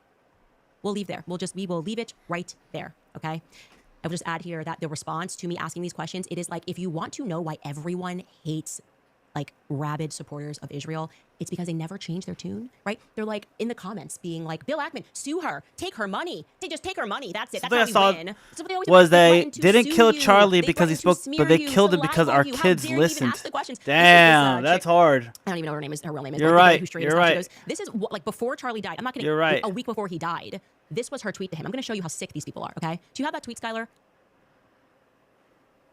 Oh, okay. Well, she tweeted this whole thread about how Charlie Kirk had to distance himself from Tucker Carlson. She was one of the people creating online pressure. Tucker Carlson has gone a bridge too far, blah, blah, blah, blah, blah. And Charlie's going to ruin his company. Again, there's always the threat of money. And yes, she happens to be Jewish, okay? And then Charlie dies, and she's like, oh my gosh, I can't, this person I was just saying, light little, do this or else to pray for Charlie Kirk. And now she's arrived at this Bill Ackman thing, and she's sue her. Just sue. That's how we win. We crush them economically. We're sick of this. We are, all of us, collectively, the globe. We're tired of you guys, okay? It's always about money, threats, all of this stuff. It's ridiculous. Do what we say, or we'll ruin your life. We're going to call up all our friends, and we'll just start writing hit pieces about you, and we'll destroy you. Do what we say, or we'll have you canceled. We'll have your sponsorships dropped. Do what we say, or we'll make sure that you're fired. We'll put pressure so that you can't earn an income. If you're still not going to listen to us and you survive that, we're going to sue you for everything you have. You guys suck, okay? We don't care about your money. We are tired of it. This reveals who you are, not who I am. The truth should be enough. I've offered him my platform. If there's more you'd like to say, Bill, things you'd like to clarify, again, my platform is yours, even though I know you're so highfalutin and above us. He even says in that tweet, by the way, he says, speaking about how much, they just don't care about you billionaires. He's like, and the fact that she monetized her video, something along those lines, like talking about yesterday's episode, oh my God, how can she read ads? Oh, are you the same Bill Ackman that made an absurd amount of money while we were in COVID lockdowns and we couldn't work? Are you the same Bill Ackman who turned that into billions? I'm pretty sure you are. So maybe check yourself, okay? I'm so sick of this. Nobody can make money but us. By the way, the person that was in the Hamptons, other people that were at the Hamptons that are all talking about this, said Bill Ackman got up and gave a presentation and told them that they shouldn't own property. Oh my God. And they should give money to stocks. That's how they can be successful. They just want to roll over us all, don't they? So dumb. Allegedly, that's what he said. Bill Ackman, you can reply. Did you tell people that they shouldn't own property when you gave your presentation on this now infamous meeting in the Hamptons, which wasn't publicized until I publicized it? I don't know. I'm just asking questions. Are we allowed to do that? Or are you going to sue me? You're going to crush me? You're going to impoverish us all? Why are you guys like this is my question. Laura Loomer in too. This is how Bill, I guess, wins the argument. They're like, Bill gave money. It's all about money all the time. Bill Ackman says he's offering $1 million to whoever any information he has regarding the person who assassinated Charlie Kirk. And then she attacks me yesterday and she's like, Bill Ackman gave $1 million, Candace. What did you give? Oh my God, what did you I don't know. give? Shut 2 the years of my fuck effing up. life to Charlie, helping him build things. Right. Why is everything about money to you? Why do you think having money makes you a decent human being? Right. Why are you so soulless? What is wrong with you? Do you understand that spiritually something is wrong with you? If your instinct, just so you guys know, regular people don't behave like that. I want you to know, because I don't think you recognize your own flaws. When regular people have a little tiff, they just have a conversation, okay? So if I have a disagreement and I say it's not what I did, I don't say I'm going to destroy your life, okay? I'm going to make you lose your job and I'm going to sue you. Right. Okay? That's a demonic force that lives in you. But you have to know. Your money instinct is not right. It's crazy. And everyone's paying attention to it. Answer the questions and I will publish the truth. The end. A couple of ads. I said I wasn't going to freak out today. I did. Freaked out a little bit right there at the end. I'm trying to calm down. First, I'm going to remind you guys about Tax Network USA. I know, because I know I shouldn't read these ads. It's Bill Ackman. It's like, how could you put ads in here? I can hedge against COVID and make billions, but you, little girl, don't read an ad. Okay, I'm freaking out again. Back to Tax Network USA. If you're stressed about back taxes, maybe you missed the April deadline. Or your She's books are roasting messed, that not dude. But they're, Who is she talking about? Bill Ackman? they give is match Dog, I don't know who that guy is, but he's a fucking asshole. interest rates. Savage mode, bro. Savage That makes me feel so mode. good because I pull out AmericanFinancing.net/Owens. AmericanFinancing.net/Owens. Wow, 260,000 people watching live, you guys. That is amazing. That makes me feel so good because I know 260,000? That's that number represents the people crazy. who are waking up. This is not Wow. I don't care. That was trying live, to make this too. a trans issue or right, but that whole debate. is live. Becca, That's- imagine that I have is not what we're gonna do right now. I was just 250,000 saying, people you're on one day. fighting Evil people who Yeah, rule right. over us and impact both sides. Okay, that's the wake-up call. That's the wake-up call we all need right now. And I hope that people are waking up to that fact as we look into what happened here. I'm going to get into some of your comments here. I am totally in the wrong document, okay? First up, we have Anna P. I think this is the first one, right? Am I right, Anna P? Okay, I am in totally the wrong document. I don't even have the right document up. Give me just a second. No, you're good. It's cool. I can just go backwards. I just, for whatever reason, was looking at the timeline because I've been reading from these notes. Okay. First up in the comments, we have Jenna V, who writes, "Thank you for speaking truth. Rest in peace, Charlie. Thank you so much for your support." Larissa writes, "I pray that you are protected throughout this investigation. At any time the enemy tries to lift their hand against you, they are redirected in Jesus' name. Let's get to the bottom of the corruption." We do. This is the case. This is the case. We're not letting this one go. You're going to hire me to mod when that happens. My price, a new e-bike. Thank you for that donation. Thank you to everyone who went onto my website and bought hats. Hell hats, yeah. a t-shirt, Hell yeah. and supported us because we're going to sue us all. We're going to sue you until you agree. Okay? Definitely get the We're gonna sue you, e-bike have for lawyers sure. involved, and we will crush you because we're really good people, is what they say. Speaking The of the words are e-bike, true. are you going to take it to church Now, get it out of this our coming up system. weekend? Sue, Or sue, when's sue. the next time More you're able to go? comments. S61 writes, may the Lord continue to keep you strong and protected as you continue to reveal the truth. Thank you guys. Keep the prayers up. I am telling you, they help. Pray. Pray every day. Go to church. I love seeing people. I think I think we're gonna move on. I think she's just talking about like different comments in the comment there, but we have another video of her that I want to get to. Let's go to her website again, or her yeah, Sunday. All right, good. Well, by Monday we should know if you got your shit fixed. Okay, let's move on to the Candace Owens second video, because she just dropped this banger not too long ago. Let's see who ordered the hit. Whoa. Okay, let's go. Episode with a game. I mean, the feds like to play games. Let's play a game. And this is one that everybody can join in on, okay? It doesn't matter how old or young you are. I want you to grab your cell phone, and I want you to go to your text messages and search for certain terms, okay, that you just use when you speak to your friends. Terms that were just casually tossed into a conversation, the alleged conversation held between the 22-year-old alleged killer of Charlie Kirk, Tyler Robinson, and his 22-year-old boyfriend, Lance Twiggs, okay? The first term I want you to search is and retrieve. teach my bro to do it. Look it up. When is the last Thing is, my time bro is that working this you weekend, so used I'll the word figure it out with retrieve him. between you He's and gonna a friend? fix it for me. Retrieve. One of the guys I'm said going he to can get my retrieve brother something. to take I it played to this his game house. with my entire staff, and I was able to find, If I could get since my brother dating to take back it the to his last house, 3 gotta- years, two gotta- messages where someone used that term. The first person was somebody that was former military, and the second person was a cop. Makes sense. Okay, we're not done playing this game. Second term that I want you to look for in your phone is vehicle.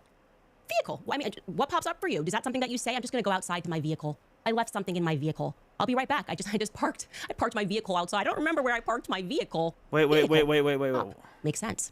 Let's go Staff back. Let's and go back. in Let's go back. retrieve. Yeah, let's look it up. When is the last time that you used the word retrieve between you and a friend? Retrieve. I want let's you go to go to your text messages and search for certain terms, okay, that you just Certain use when you speak to your friends. Terms that were just casually tossed into a conversation, the alleged conversation held between the 22-year-old alleged killer of Charlie Kirk, Tyler Robinson, and his 22-year-old boyfriend, Lance Twiggs, okay?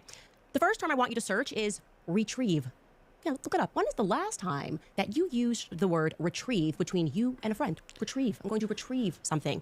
I played this game with my entire staff, and I was able to find, since dating back for the last 3 years, 2 messages where someone used that term. The first person was somebody Retrieve. that was former military, and the second person was a cop. Makes sense. Ooh. Okay, we're not done playing this game. Second term that I want you to look for in your Oh shit! Retrieve by a cop and a military. Okay, I see where she's going. Yeah, I never used the word retrieve before. phone Really. is vehicle. Vehicle. I mean, what pops up for you? Is that something that you say? I'm just going to go outside to my vehicle. I left something in my vehicle. I'll be right Yeah, back. I don't just, say I just vehicle. I parked my vehicle outside. I don't I remember say where whip. I parked my vehicle. I say whip. What's popping up for you? Pop into my whip real quick. Probably literally nothing. Maybe something related to the DMV. That's what came up for me. Things about the DMV. Yeah, I think DMV for Skylar, maybe. something came up for his car wash. Your vehicle is ready. Sounds pretty professional. I've I don't know what to tell only you guys, used though, it when because, talking about what they're training a telling us lab. Yeah, is yeah, that yeah. That is just the way. Nah, we the say car, 22-year-olds are truck. speaking Got these it. days. Yeah, yeah, Apparently, yeah, yeah. they just shoot the breeze with one another. That And they is say same, vehicle same. and retrieve. And if you don't believe me, A then hoopty. good. I call it You a should hoopty believe that. You should sometimes. Believe me when I Get say the that. hoopty. So welcome back to Candace. Damn. I'm gonna take a piss real quick.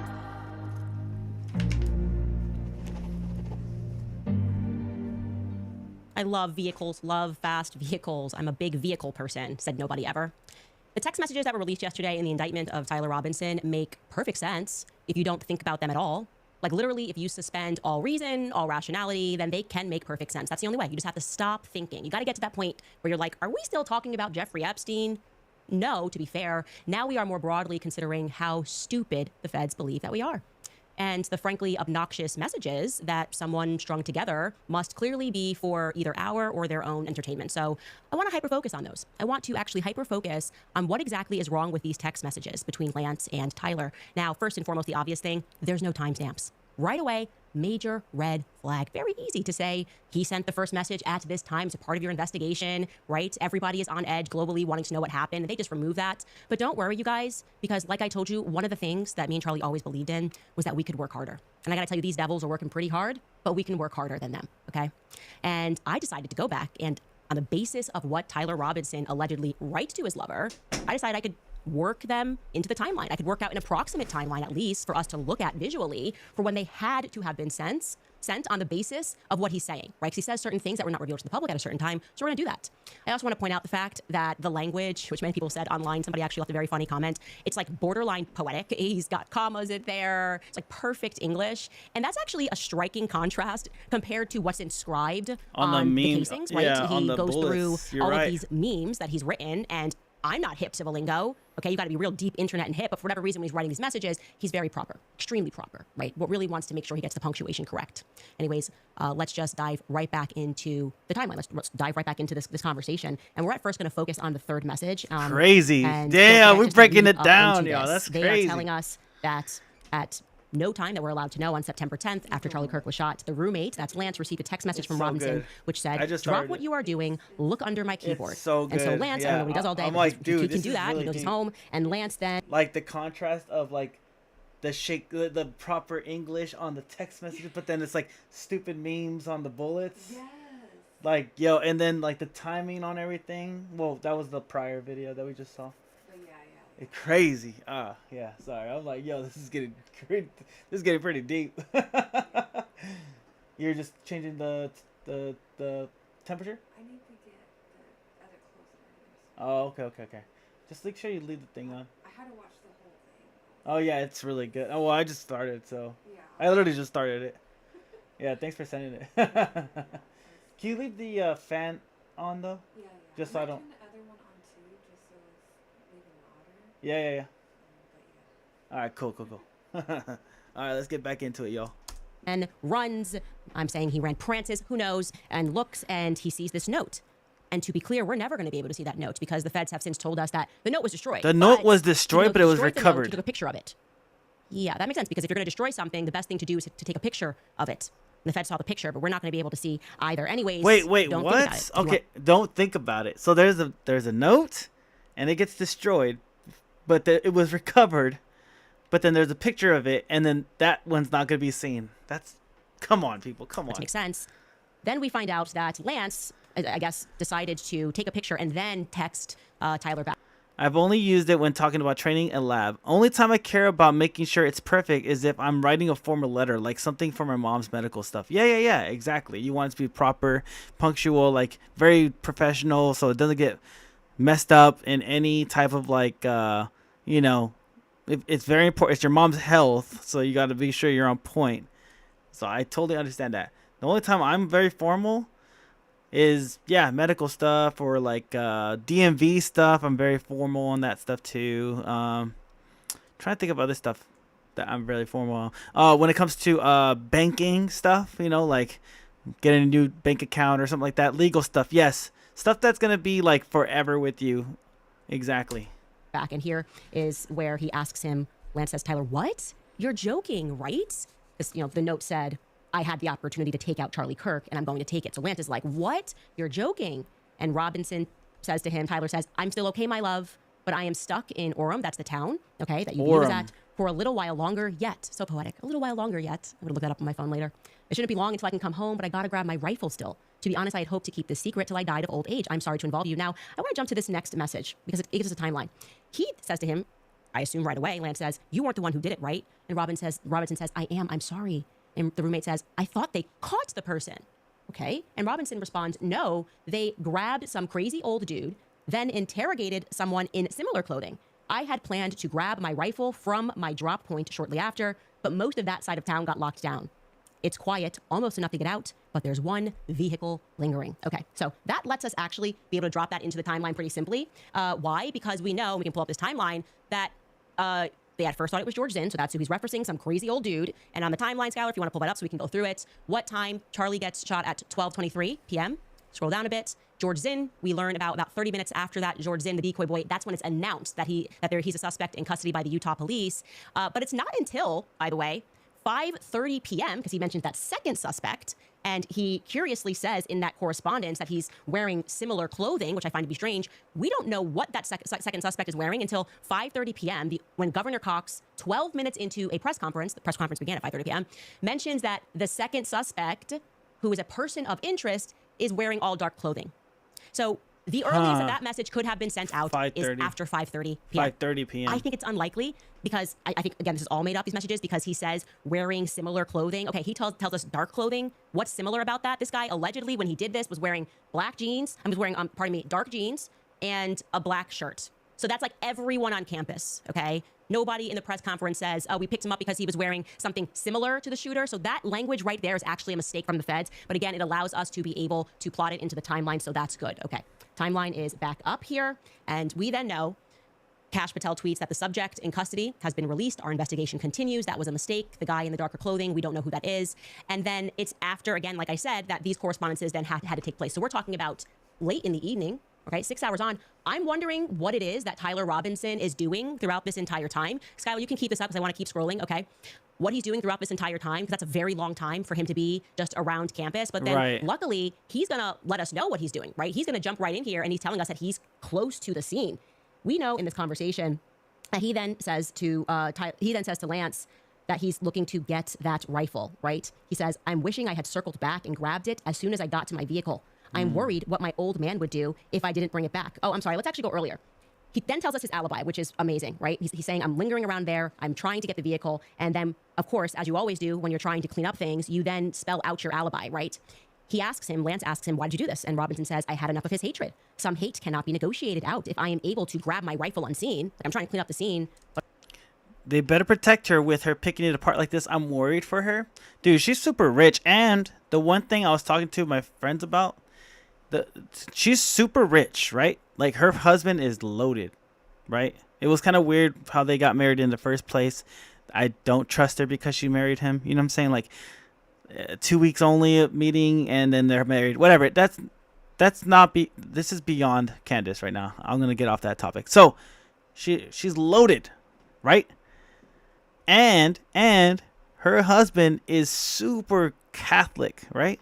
So a rich Catholic guy.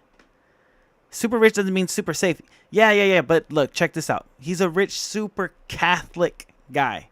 Meaning a rich Catholic is definitely close to having good type of security for the Catholic Church. It seems like he's a pretty devout Catholic.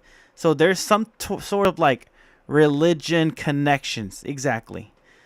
So the Jewish people and the Catholics both have what I call an army, right? The IDF for the Israel and Mossad, that's Israel's. And then the Jesuits for the Catholics. They get shit done under shit. I feel like the Catholic has an army, all right? The Jesuits do all like the bad, they fuck people up in the name of the Lord for Catholic religion. So what I'm saying is she's kind of protected by the Catholic Jesuits. And Jews are like, yo, this is like a World War III religion type. It's not with countries. It's not with borders. It's with faith and like belief systems. And the Jews and the Catholics don't really get along. So if they attack her, the Catholics are going to go fucking haywire and they're going to kill the Jews too, is what I'm saying. Like she's kind of protected in a way. They're like gang affiliated, you know? But also, I'm telling you exactly what my motive is here. I will have left no evidence. I'm going to attempt to retrieve it again. Hopefully they have moved on. I haven't seen anything about them finding it. Either way, I hope she's safe. I hope everyone connected to Turning Point is safe. Yeah, we'll see what Ben Shapiro, if he takes over Turning Point. It would be so weird if he did. If Ben Shapiro takes over Turning Point, I'm like, yo, that kind of shows who did it. The fact that he's already trying, it's like, ugh.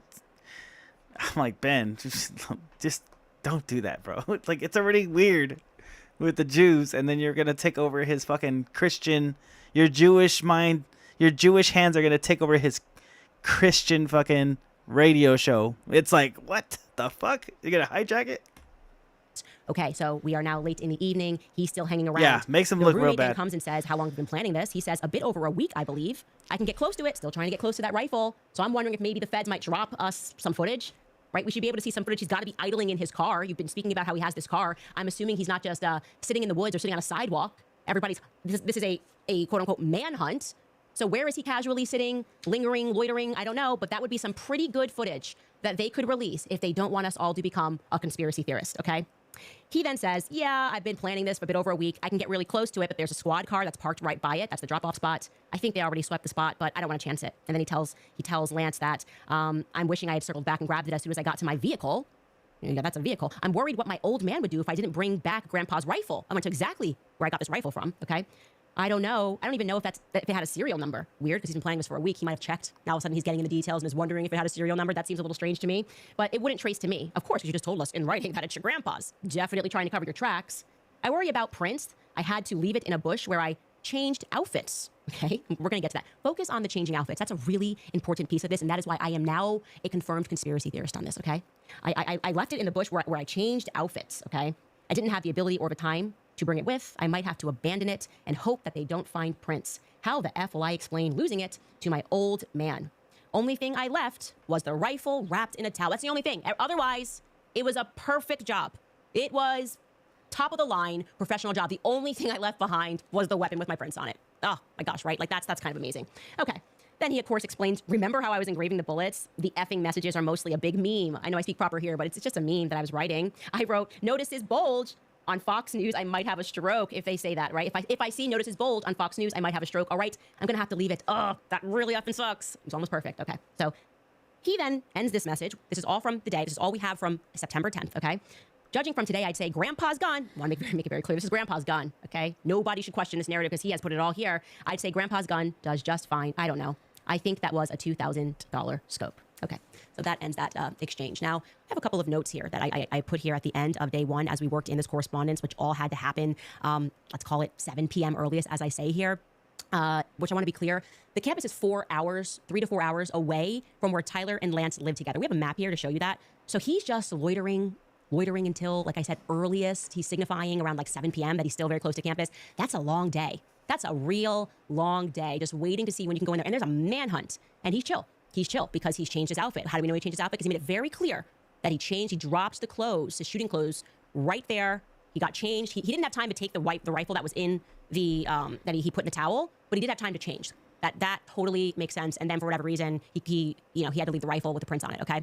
What's interesting about that, though, is like, we should recognize that curiously what they've removed from this indictment, again, relevant to the clothes, was the fact that, and the governor's going to say it, that we are told that he at first enters campus on this day at 8:07 a.m. TMZ shows us the footage, remember, of the man wearing a maroon t-shirt and shorts, that's how this day begins, that is walking through a neighborhood just outside of university grounds. The Governor Cox has confirmed this is him. Not mentioned in the indictment. That's curious. Seems very relevant. Surely, you guys should be mentioning that. The outfit, what did he do, by the way? From 8:07 a.m. when he walked onto campus to when he is then seen walking back onto campus at 11:51, that's about 4 hours. Something else the feds could release to dispel any conspiracy theories would be him walking back to his car. You're telling us he then goes back to campus and he's in a different outfit. Can we get him leaving campus? We know the place is covered with cameras. That would make me feel better if you showed us him leaving campus and then we see him coming back in a different outfit. Again, not clear why he couldn't just wear the outfit he was going to wear, since I would imagine you've got thousands and thousands of students that are wearing something as casual as a black t-shirt and blue jeans. I understand a need for a change if you're in a sniper outfit, or if you're wearing a Barney costume. If you showed up and you're wearing a full Halloween costume, then yeah, maybe you should change. But this is just an average college kid outfit. This is just what you expect to see on campus. It's just what boys wear. Anyways, like I said, those were my points from day one. The feds can release that. And also, I'm wondering, where did Tyler spend the night? Can they clarify that? He certainly couldn't have made it out of a rent and back there and back to his home. I'm coming home soon. Would have been the wee hours of the morning. This would have been a good time, by the way, if you're really trying to get away with this, to tell. You're thinking he's the fall guy? Yeah, I'm definitely thinking he's the fall guy. He never confessed. He never confessed to the FBI that he did it. He never explicitly said that. Not to say that most killers don't, but I'm just saying that adds to the. And then someone said when the judge. Yesterday when we were watching it, or not, we didn't watch it on stream, but I watched it yesterday. I think it was around 2 p.m. Remember I told you, it's on right now. I'm not able to go on stream. when the judge read his sentence and all the stuff that's been going on, he didn't really react at all. Like, it was like not. I mean, he might have. I don't know. It's weird. Like, he didn't react to it. It's 'cause it was just like there was just nothing there, which was weird too. Saw him. They didn't say he Like, went home to his parents' house. no reaction. The only thing he did was just look down, but nothing like to say like he felt guilty or felt any type of way about it. Felt good about it. Anything. So what happened overnight? Just When did he get deadpan, like he home? wasn't even He's there. been so thorough in describing that cleanup job. And by the way, we know that Discord is going to later say that those messages were not coordinated on their server, which I would say was definitely a part of the broader plan. Okay. Let's get into September 11th because a lot happens here, and you are going to really see what I see here, and we need to demand answers. Okay. So on September 11th, we are presented with the first FBI press conference where they confirm that they have found a weapon in the woods. Let's take a listen to a bit of that. This morning, I can tell you that we have recovered what we believe is the weapon that was used in yesterday's shooting. It is a high-powered bolt-action rifle. That rifle was recovered in a wooded area where the shooter had fled. So the FBI laboratory will be analyzing this weapon. Now, I wouldn't say the shooter had fled, just based off of what he was just kind of lurking around, ready to go get his weapon back, okay, like for a long time, but whatever, let's go with that. Then what we have after that 7 a.m. press conference is that exclusively our guys, our resident guys over at the New York Post, every exclusive ever, Jeffrey Epstein's death pictures, Ghislaine Maxwell found at an In-N-Out. It's always the New York Post, okay? I view them as a feds. If I'm the feds and I'm trying to make this seem like this is organic, I wouldn't give it to the New York Post because we're in Utah, and so cops are probably not leaking to a New York-based publication. But whatever, they have the exclusive. They're the ones that reveal the photo. They always have the exclusive, okay? And they show us the gun in the shooting. Their article publishes at, and by the way, my timeline is all based in Mountain Time. So that says 11:21 a.m. Eastern. They publish at 9:21 a.m., 2 hours after that first press conference, and say exclusive. They are the ones that drop the trans narrative. They say these things are found on the bullets, okay? And then just 7 minutes later, the FBI, Salt Lake City, drops static images of the alleged shooter walking up the stairs, okay? So now we can see on our timeline, that's around 10 a.m. in the morning, Salt Lake City time, Mountain Time. So we can then assume that everything else that's about to happen that I'm going to tell you had to have happened, okay, between approximately 10:30 and 7 o'clock p.m., okay? I have a source, and everything the source has told me that has happened, and when we were lied to publicly, has proven to be correct. So I'm very inclined to believe this source on a couple of other things. And when I speak also to Lance's family, they are confirming what this source is telling me. So we're going to go through this 10:30 a.m. to 7 p.m., all of the things that then took place. So they released the photo. And then we are told, as my source initially told me, that it was the mother who recognized Tyler, and she phones him up. Tyler says, "Mom, I'm sick." She doesn't believe it. She loops in Dad, okay? Dad then texts and he calls Tyler. And at this point, we can jump back into day 2 of our messages because Robinson says, he says to Lance, "Delete this exchange. My dad wants photos of the rifle." He says, "Grandpa wants to know who has what. The feds released a photo of the rifle, and it is very unique. He's calling me right now. I'm not answering." Okay, so he apparently did answer. According to the indictment, the dad says he didn't answer his text messages, but then the father called him, and Tyler Robinson answered, and he tells us that Tyler was suicidal, and that is when they just told him, like, calm down, let's speak to you. They bring over their neighbor sheriff friend, and they agree that he should go in. Now, if he was in fact suicidal, you don't get that vibe from these messages to his lover, right? There's nothing in here that he's like, I can't believe what I've done. Now he slept. We don't know where. He seems to be perhaps on very little sleep. I would imagine he was. He just murdered someone. And he's not indicating in these messages that he's going through any sort of suicidal feelings. Instead, he sends this very odd thing about his dad, who he says he's not answering. He writes, "Since Trump got into office, my dad has been pretty die-hard MAGA." There's something here for everyone if you want to take the low-hanging fruit and think of this as left versus right, right? So if you're like, on the right, you're like, I need to blame the left, then it's like, whoa, the trans thing is here. But if you're on the left and you need to blame the right, well, Dad was a diehard MAGA. It's so fed. It's just so federally written. It's amazing. So chaos right here. Anyways, yeah, I guess I maybe agree. if you're suicidal, that's just what another, you said. just another divide and conquer. And then we don't tactic. know again when these messages took place, but it all had to happen in these 7 or 8 hours. He says, "I'm going to turn myself in." Oswell, baby, One of my neighbors Oswell is here. He is deputy for the sheriff. You 1984. he seems I don't know what it's called. I forgot. And then Lance comes back and says, "I'm much more worried about you." And Robinson says, "Don't talk to the media, please. Don't take any interviews." Yeah, that's true. Sociopath. Yeah. Why it is that we're not talking to Lance, right? They got to tell you. Because Tyler told him, duh. You're going, wow, if Lance is really not guilty and he hasn't done anything, this would be a good time to speak, right? No, Lance is not doing that because Tyler right here says, "Don't talk to the media, please. Don't take any interviews or make any comments. And if any police ask you questions, ask for a lawyer and stay silent." So that's how it happens. And I want to tell you that we can jump back into the timeline here. Our source informs us that it was around 7 o'clock p.m. when everybody locally began receiving the text messages that Tyler Robinson was in custody and that they were going to pick him up in Warner Valley. Now, Warner Valley is right next to St. George, so he lives very close to his parents, is what I want you to recognize. You've got St. George, you've got Warner Valley. So they said that that's where they went to go pick him up. 20 minutes? Yeah, not too bad. That could very much be his parents' place. But what's really interesting about that, okay, if you consider that they are telling us at 7 p.m. 1984, baby. Then we don't know why the feds say that it was the 33rd hour after the shooting, like a total Freemason number. 33rd hour after the shooting. It took us 33 hours. That would be inaccurate. Okay? 33 hours would be at 9:23 p.m. Our person is telling us, and I tend to believe them, that everyone knew at 7 o'clock p.m., okay? And what they tell us took place thereafter, and this is what I confirmed with Lance's family, because I said, wait a second, you owned the house. When did they pick up Lance? When did Lance go in? When did the home that you own get raided by the feds? Did the home that you own get raided by the feds? And what that family is telling me, and what my source is telling me, it's matching, okay? So I'm feeling good about this. We'll say allegedly, but I'm feeling good about this, okay? Okay. So Tyler is allegedly in custody, and they are told, don't say, don't speak, don't do anything. The feds, you have to wait for the feds to get there to question Tyler. And that didn't happen until the wee hours of the morning. How do we know? Because we're going to hear that from Governor Cox the following morning.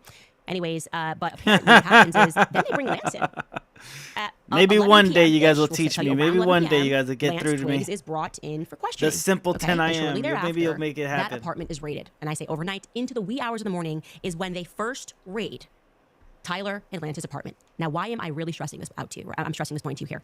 Because this would signal to you that it would be absolute BS if the feds are going to tell us bright and early the next morning that the case is closed. They would know nothing. According to Lance's family, this is when they seize his electronics. They say that he's deep on the internet web, that there's definitely going to be something there. And yet they told us that, quite oddly, Lance gets released right back to his parents. Right, not right back. Lance just gets released to his parents while they're raiding his apartment. Why would they release Lance? Yeah, why would they release Lance? Wouldn't you think that you would be detained like for at least 24 hours? Right? If we're putting this at around 11 p.m.-ish, that they have brought him in and they are questioning him and they are now moving to raid his apartment in the wee hours in the morning, why would they very quickly release him? And beyond that, I'm going to let you know, let's jump into Friday on the timeline. Like I said, early hours, Tyler and Lance had their apartment raided and the devices seized. For whatever reason, the FBI quickly releases Lance, and I'm told that he's dropped off at his parents' home, allegedly. And then it's at 6 a.m. that President Trump announces with a high degree of certainty that they have the suspect, okay? So are they still raiding his place? I don't know, but take a listen to Trump on Fox and Friends. Any updates on the suspect? Yeah. Can I always say, I think, just to protect us all, and so Fox doesn't get sued, and we all don't get sued, and everything else. But I think with a high degree of certainty, we have him in custody. Okay? In custody. Everyone did a great job. We worked with the local police, the governor. Everybody did a great job. Okay, and here is what the governor is then 2 hours later is when his press conference began. I'm going to do the short clip. Okay, let's play actually a little bit of the longer clip, Skylar. I'll tell you when to come out of it. It's a 6-minute long clip, and you should go back and watch it in its entirety. He's going to make it seem like, Lance doesn't even exist. But let's start it off and listen to a minute of this, and then I'll give the synopsis. Good morning, ladies and gentlemen. We got him.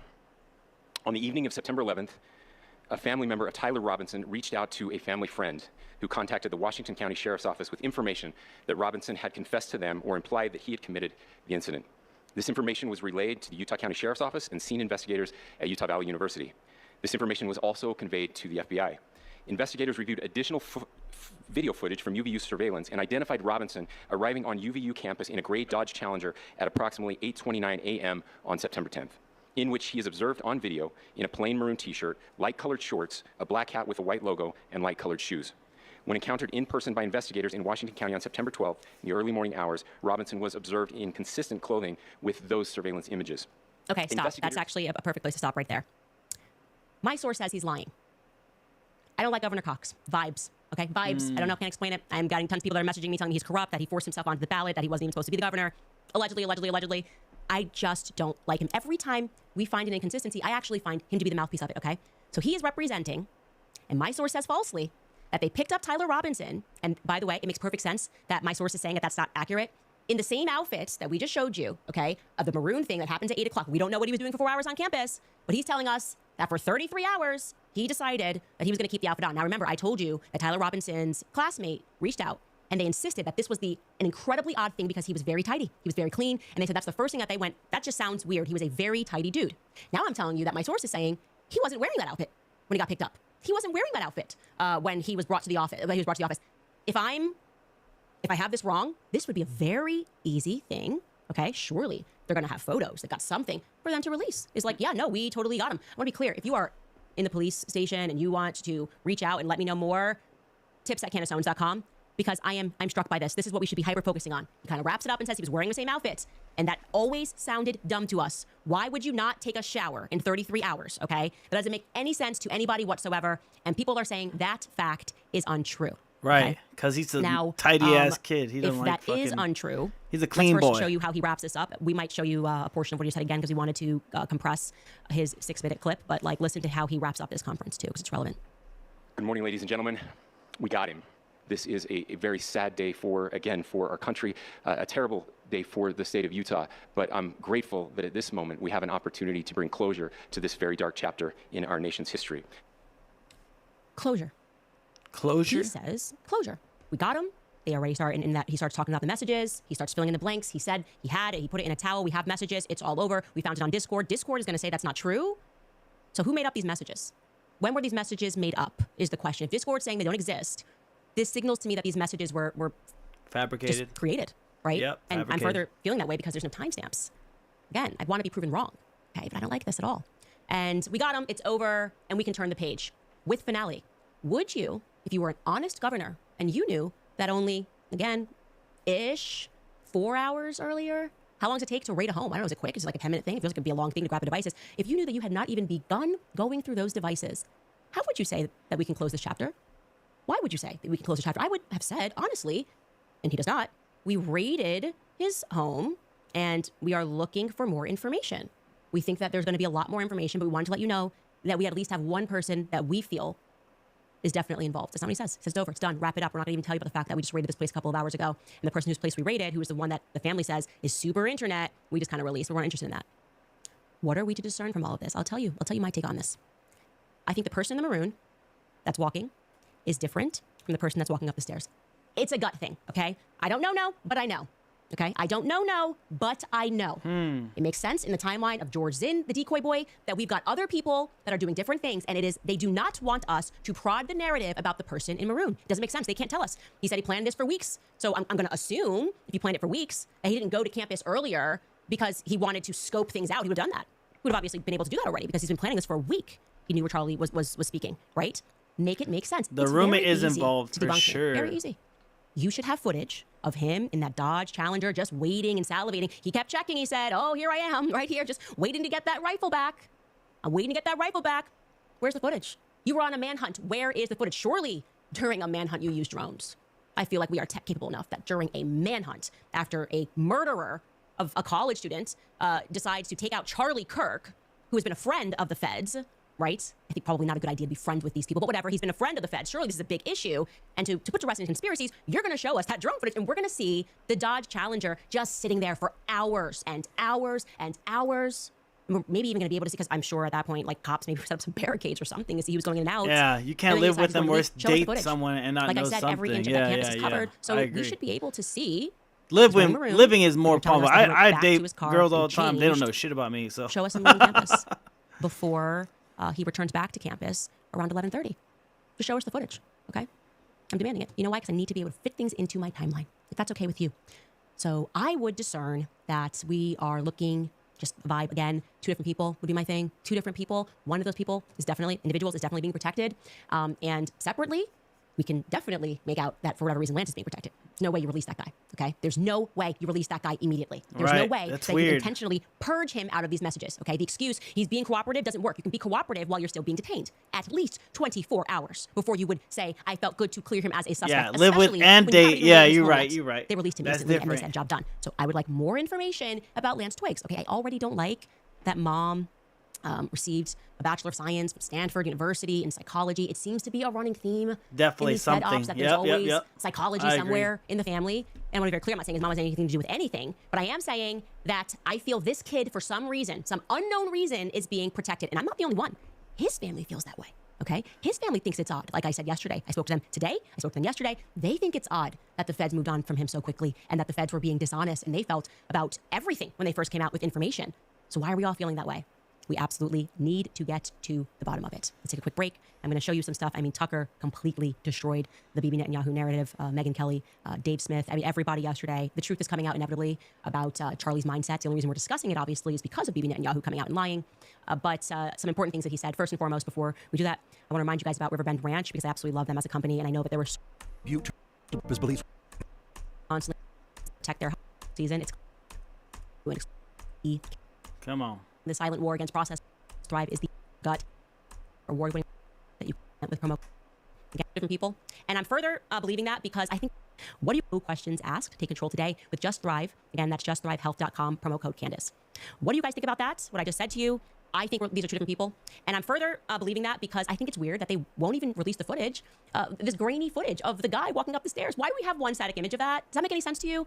Why? Why are they all static images?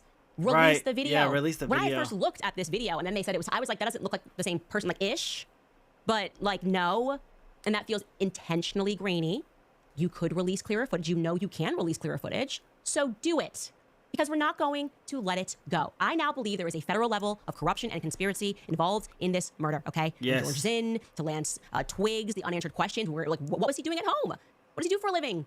What was, did they see each other that night? Why are we doctoring their messages? Why can't I read Lance's messages? If he's being so forthcoming, why can't I read how he replied and at what time these messages were sent? Yeah, okay? facts. Give me the there phone. There are too many things that the feds can easily do to dissuade us, okay? And they're not doing any of it. They're just doing that thing which is like, are we still talking If the about texts it? are No, legit, now they're they actually doing talked like, about "This is the inappropriate. guy they Charlie's have in funeral is custody coming engraving up." the bullets. He knew something. Stop yourselves right now. Yeah. Okay? Stop. This is exactly. No, oh, you're inappropriate. No, you know what was inappropriate? Charlie Kirk getting shot. You remember me engraving the bullets, Well, we all right? had to Yeah, watch that. yeah. We are all suffering PTSD and the lack of answers that we are getting from the feds. That is the only thing here that is happening that is inappropriate. I want to be very clear. Like, why the fuck are you engraving Actually, not the only bullets thing if I don't know Trying to anything spin about the this bullets? Like, into, that's "He's my good weird. friend. I just invited Who him." just Well, engraves Tucker Carlson bullets? Completely shredded that narrative. I don't like that Bibi lied so quickly. It doesn't make me comfortable. I don't like it. Okay. And he just went live yesterday. He also brought in Megyn Kelly and other people. And he spoke about what Charlie was going through because he saw him very shortly before his assassination. And he intimates to everybody what it was exactly that was on Charlie Kirk's mind and what he was living through in that moment. Take a listen. I was shocked and sickened by the reaction of the ghoulish and really repulsive reaction of the Prime Minister of Israel, Benjamin Netanyahu, to Charlie's death. Basically made it all about him and all about his country, immediately trying to take the energy, the sadness, the grief that people felt over Charlie's murder and redirect it towards support for whatever project he's Jesus involved Christ, in. By the way, Bibi Benjamin is Netanyahu not the fucking same idiot, as the nation dude. of Israel at all.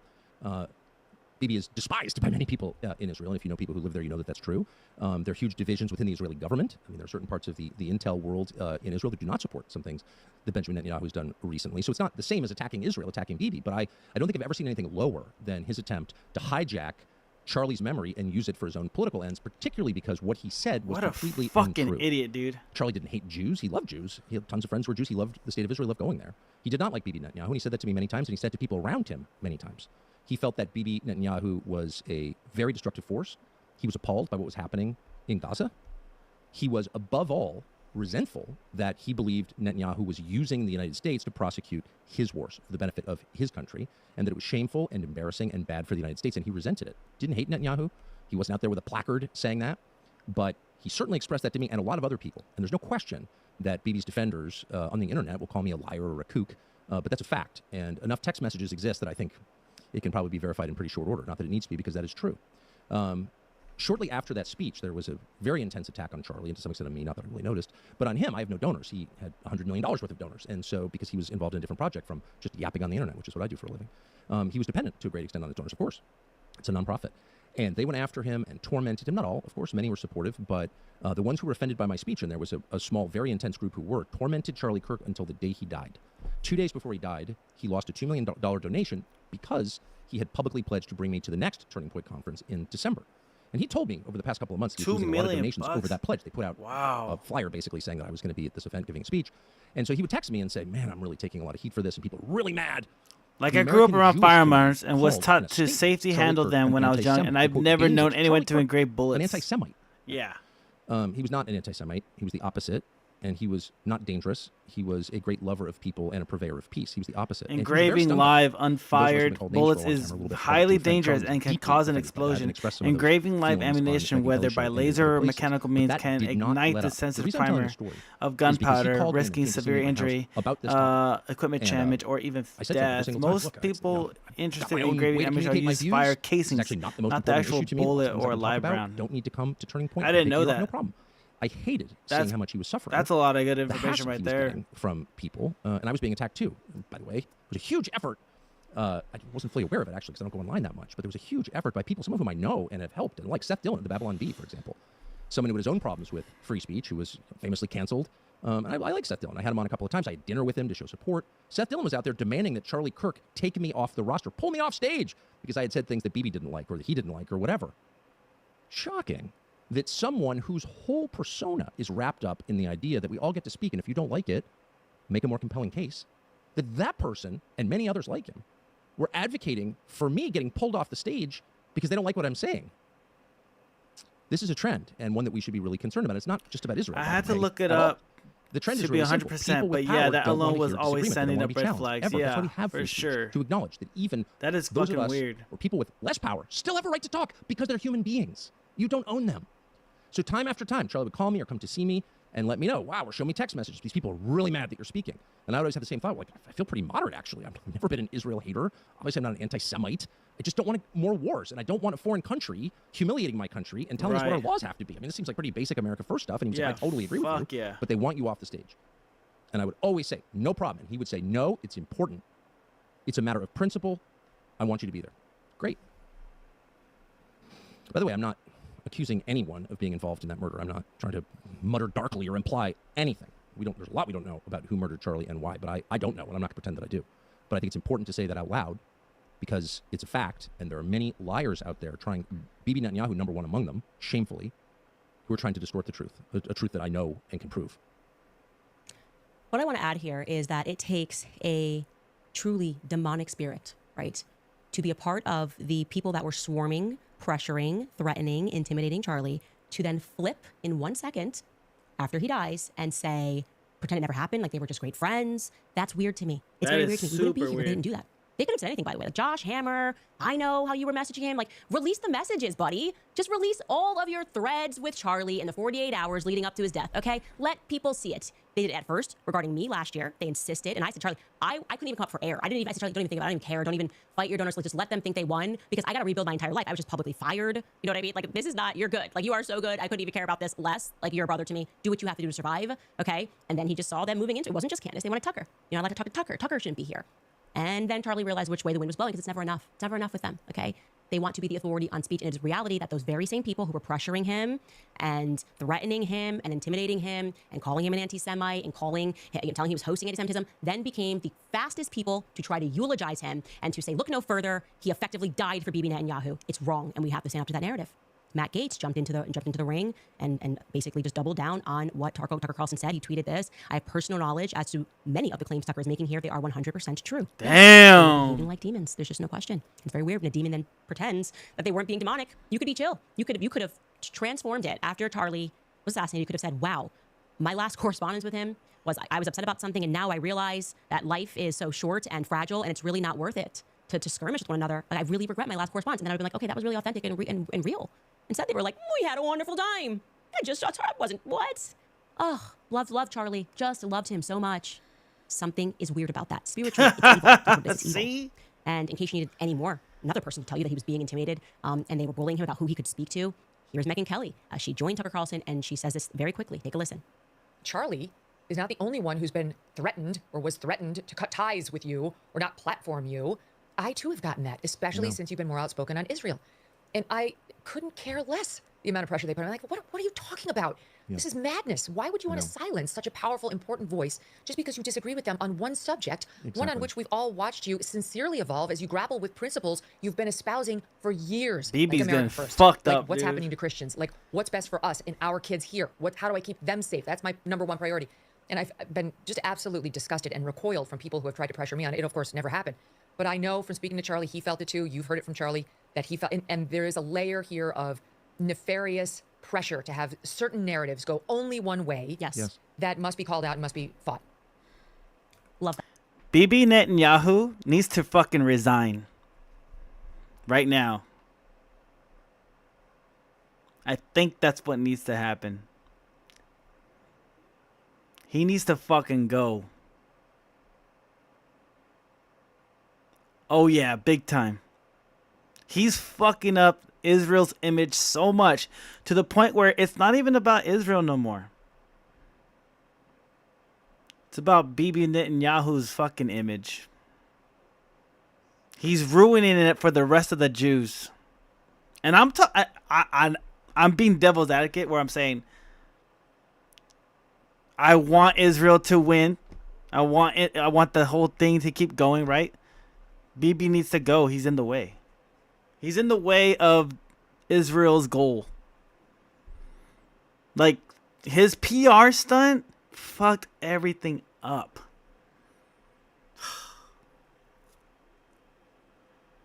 You know what I'm saying? I love Jews, don't get me wrong, but he's trouble and everybody who's surrounding him is trouble. Like, he needs to go, dude. He's like, even if we were trying to get the goal, maybe say I was part of his crew. Say Soul the Reject love Bibi Netanyahu, right? Even I would recognize Nick. I was gonna say, I almost got real. I was gonna say, look, you need to get the fuck out of our way, bro. Like, you fucking up the mission, you know? We're trying to kill people in Gaza. We're trying to do a genocide over here. We're trying to do an ethnic cleansing, brother. And your face is fucking that up. Your name is fucking that up. Your image is fucking our killing up. Birds of a Feather Bibi and his crew need to go. Yeah. I mean, dude, they're fucking up so bad.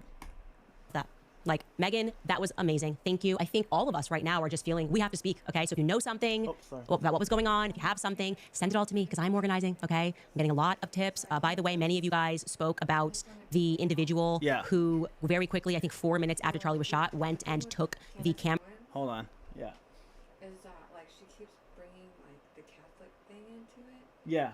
And like I came across several videos of him before he died, like 1 month ago and like 8 months ago, of him talking about how he was not Catholic and how the reasons that he wasn't Catholic. Yeah, Kirk is not Catholic, is what you're saying.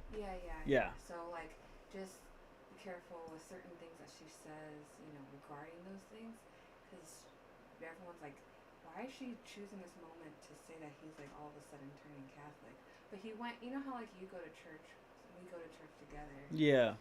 He went because it was like like a family unity. Yeah. He's just going to go kick it. Yeah. Yeah. So like, towards the end of the video, Yeah. she talks about his pastor. Okay. Like rebuking her, saying like, he just died, like he never spoke badly of you, and blah blah blah. And she took it as like, don't investigate this, you know. Oh, like, back up. Yeah, but I got a lot of other people who are on the, who were looking at what's happening, why she said the Catholic thing, think that it's because of that aspect. Okay, so she's obviously she's high emotioned, right? So her friend just died. Yeah. And for somebody to turn her away that was like supposedly supposed to be close to him, she's like, who the fuck are you? Yeah. So I get that. I get that. And then it's like also like, it could be, people are saying the way he said it was very like broad, right? So that way she took it that way, which makes sense. It felt personal. Yeah. It felt personal to her. But it's also, other people are like, he's made so many mentions of like him not being Catholic. Yeah. He's Christian for sure. Yeah. So I think the pastor was mainly speaking about that after he died, because he can't refute those things, right? Because he's gone. Yeah. So that was the thing that I just wanted to mention and bring up. Oh, okay. Because like she sprinkles it throughout, her rebuttal, her argument. I'm not saying that her evidence is wrong. I'm saying that's really interesting that she's like pointing these things out. Yeah. But you have to also be careful. She's like, entering like theology, like dogma, you know, like little. Yeah, her Catholicism, isn't it? Yeah. So I'm like, so I was just like, that's interesting because I just came across that afterwards because I was like, well, she's so mad at his pastor. I'm like, Well, because the pastor's fucking kicking her out, essentially. well, she's taking it as like, don't investigate the investigation. Yeah. But that's not. That just set her as. She's already mad, and then to deny her something that she does for a living. It's like, no, fuck that. Fuck the pastor. That's what she's saying. I understand. Yeah. Like where they're both coming from, because a lot of people are like saying. I don't understand where the pastor's coming from. The pastor is coming from like she's speaking on it. Oh, he like in her other videos. Yeah. That he's Catholic. Like he was about to. Okay, I thought you said the investigation of the killing. No. Okay. So, well, she took it that way, right? Like, She's don't like, investigate like, the killing. This is my friend. Right. Yeah, she's gonna defend him. But like, a lot of people are saying no. The point he's coming from is he can't defend himself as far as him converting, because in a lot of her other videos, she's like, oh, he was converting this and that. He's not converting to that. So like, you just have like, that's why I'm like, if she sprinkles When she, that gotcha. in, like it's just something to be aware of. Yeah. Like, especially at the end of this one, she specifically pops off, which I understand. She's mad. She's emotional right now, which she should be. Yeah. If she believes it's the pastor saying it for that reason, I totally understand. You're right. Okay. But if it's for if she mistook it and the pastor's just like, hey, don't speak on the spirituality kind of aspect. Because he can't defend himself. Kind of thing.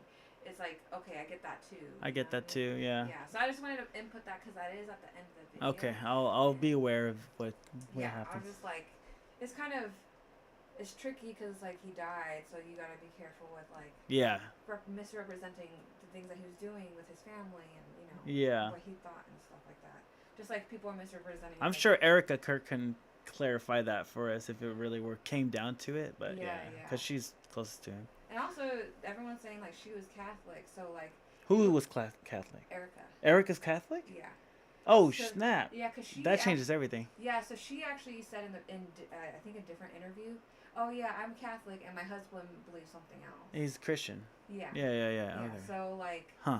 It's an interesting little like. Dynamic. Yeah. Yeah. Okay. Yeah. All right. All right. Sorry Thanks. For the intro. Yeah. Okay. I'll look out for that. Thank you. Camera down and moved his chair and stood up and took the camera down like literally 4 or 5 minutes. Yeah, that was after he weird shot. right here. Want to let you know, I was able to figure out who that person was because I recognized one of the individuals, and I reached out to that individual, and I said, you know, I've known you for a long time, and I would like to see the footage. I would like to see the footage, and I think the world would trust me. If there's nothing weird that happened on that day, and there's about 4 or 5 cameras on that day, I'm not going to publish the footage, but I want to see it with my own 2 eyes, so I can stand on this platform, so I can sit here on this platform, and I can say to the world, no funny business happened. Truly, we can all go home. It was Tyler Robinson, and he acted alone, and there was nobody else there. And this kid just, I guess, after having a life where he didn't bother anybody, just woke up one day and chose violence, and then decided to explain every layer of what he had done that day via text messages. I want to be able to look people in the eye honestly and say that, so I want to see all of his footage. So I am working to get to the bottom of it. Okay, I know there's a lot of conspiracy theories floating in about the security guard and people thinking he was making gestures. I know that security person. He's a good guy. It would shock me. I usually get a vibe about somebody. Not that guy. Not the guy that they say he's like rolling up. He tends to do that, roll up his sleeves. I don't buy that one. Okay, I don't buy that one. And but here's the thing.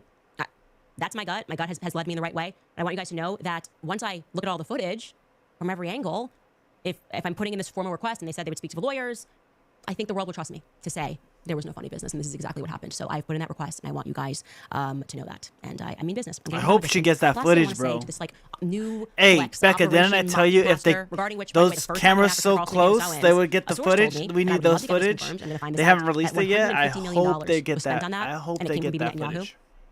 I would like to figure out if that's true. But anyways, obviously investigating this, and I'm not going to let it go, okay? You're not going to emotionally use some jujitsu, and I'm referring here to Roy or Rob McCoy, who says, I'm Charlie's pastor, and here's the truth, or whatever it is, to look the other way right now, okay? You're not going to tell me that I have to feel too bad to investigate who shot my friend in front of my face. So stop the nonsense. This is what Charlie's pastor passed around to all of the people that were intimidating Charlie leading up to his death. It's funny that Charlie's pastor couldn't find his voice when Bibi Netanyahu was lying about Charlie. Here's pastor. You know what he's saying are lies. No, he didn't find his voice saying anything about Bibi Netanyahu. Candace investigating things? Yeah, that's got to stop. Here's what he wrote, okay? What's his name? Rob McCoy. He wrote, Charlie Kirk was my friend and I was his pastor. I want to simply say this regarding Candace Owens. Charlie Kirk was a friend to Candace and never publicly spoke poorly of her, though he disagreed with her. He never operated nor entertained gossip or innuendo concerning Candace. My only comment I offer regarding Candace is this. I only wish at this tragic time of mourning, she would be the friend to Charlie Kirk that he was to her. He would never have treated Candace or her family in such a way had, God forbid, this tragedy been hers. A friend loves at all times. And he drops a biblical proverb. Now, let me say this, okay? I hope that Charlie would have been the sort of friend that I'm being. Right. He would have never. Why? Why wouldn't Charlie Kirk have investigated if I had been killed and Right. being so obviously lied to? I think you're wrong. I think you're wrong. I think Charlie Would was have a real went- friend, and he would not have dropped it. He would not have let it go. Charlie would have gone in, bro. Charlie would have gone in if, because they grew up together. They're literally homies. They're homies. All right? They're not like just professional. They're not professionally like linked. They was in the trenches together, bro. Coming up in the conservative fucking network, just getting started type shit. They were both getting the donation money together. All right? They were building a legacy together. Least of all, because he was being emotionally manipulated by a guy who curiously kept his mouth shut when Bibi lied. You knew, if you were really his close friend and pastor, how he was feeling about Bibi Netanyahu. You knew, if you were his close friend and pastor, exactly the names of everybody who was intimidating him and how poorly they are misrepresenting the things that he believed. So why don't you focus on being more honest as a pastor and giving as much information as you can possibly provide? This so that we pastor can is continue scared this of investigation. If Bibi you can't do too. this, I'm going to have to ask for your silence, okay? Be quiet. I mean that. Nobody is going to stop me from investigating what happened to Charlie Kirk, because it feels to me, okay, that this is a conspiracy, a federal level conspiracy, which means that there's going to be somebody else, so maybe somebody close to Charlie that could be involved in this, right? Might be the pastor. And when I am satisfied that there is no conspiracy, I will communicate that. But at the moment, no. I am feeling the everybody's exact a opposite. suspect right now. I don't trust anybody. There's a lot more information that I wish I could share, but I'm going to tell you guys, it's going to get uglier. And these absolute demons are trying to justify saying you should investigate until the funeral, until the state funeral, until, as I have heard, people are trying to buy their way, okay? Oh, I've given this much money. I want to say some remarks about Charlie Kirk, okay? Stop. Okay, just stop. A real friend would investigate someone's murder, and Right they away. would not stop until they felt good about the resolution and the answers that they were given. And I'll let you know when that is, Pastor, okay?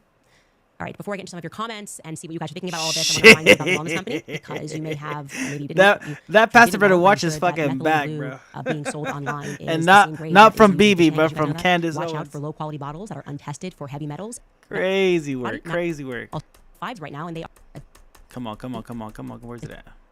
promo code Candace today. All right, guys, what is on your mind? Tell me what's on all of your Yeah. minds, and also what you think about this. Candace, the kids, and Erica. Like, I would doubt the wife would want her husband killed, but I mean, I've seen some crazy shit. But, you know, Candace Owens, Erica, Kirk, and the kids. That's all I trust. You know, and they're all emotionally hot right now, so as they should be. I feel like they're two separate people. It's just a vibe that I have right now. And like I said, the feds could easily prove that that's not true. You have the footage. You must have the footage of him walking back to his car after he's in the maroon.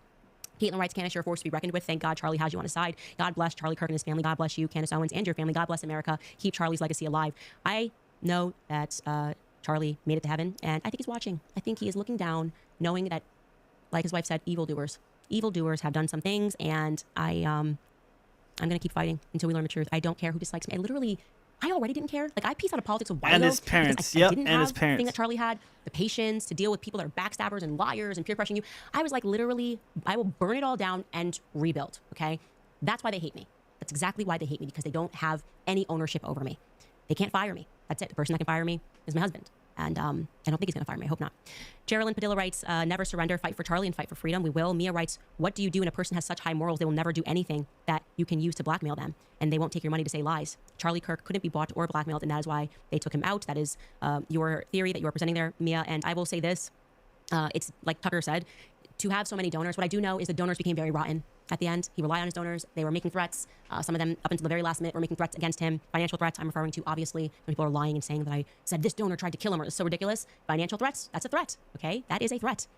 Michelle E. writes, you and Charlie are both so inspiring and have taught me a lot. I think it's amazing what you are continuing to do for Charlie. God bless you, and God bless Charlie. Love and prayers from Scotland. Also, thank you guys. I see you defending me when people are lying and saying that I said stuff that I didn't say. You know, their new thing that went around is today I woke up and like all of like Bill Ackman's cronies were like, would you like to comment? The New York Post would like to, I said literally, New York Post, you guys are just feds, and I don't really feel like commenting. I don't care. The people are awake. We are awake. Okay, we see what is happening, and you're not going to distract me. Write your stupid articles. Call me whatever you need to call me. People are listening, and they can hear the words that are coming out of my mouth. Okay, the entire world needs to wake up right now. And I believe that Charlie Kirk's murder has provided us an opportunity to do so, to stop the left and right BS and to focus on the people that actually hate us and rule over us at the same time.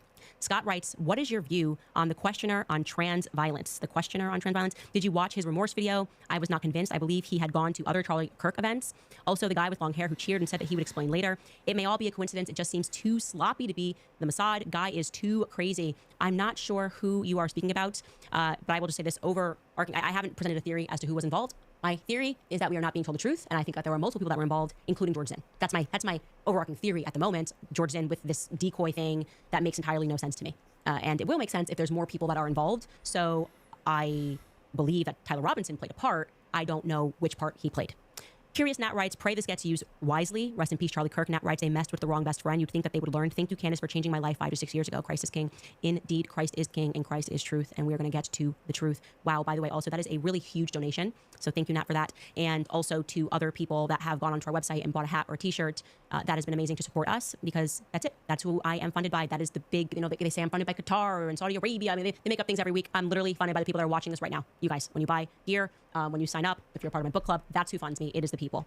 JJ Bullard writes, if you declare with your mouth Jesus is Lord and believe in your heart that God raised him from the dead, you will be saved. Amen. Alan Poss. All right, we're going to move on because I want to get on to something that's pretty interesting that has to do. I saw a handoff of a coin, a handoff of some sort during the whole thing, right? Let's see. Let's go to over here on X. This was interesting that I was like, oh shit, this is fucking weird. Let's see. Kirk assassination coin handoff. Coin handoff. No, not this. It's like a Freemasonry coin handoff. Let's see if I can find another thing on it. But it was like, from what I saw, it was one of the security teams getting a coin from one of the police officers. And I'm not sure if it was Kirk's team at the time of the assassination or just another time. But let me see if I can find something. Coin. Military. Freemason. Military. I already put military. Trinkets. Something like that. These little coins over here. Okay. A challenge coin? What's a challenge coin? A challenge coin. Nobody realized coins. Challenge coins. Marines. What's a challenge coin? How is the rank of the coin determined? Okay, so there's basically 2 types of challenge coins.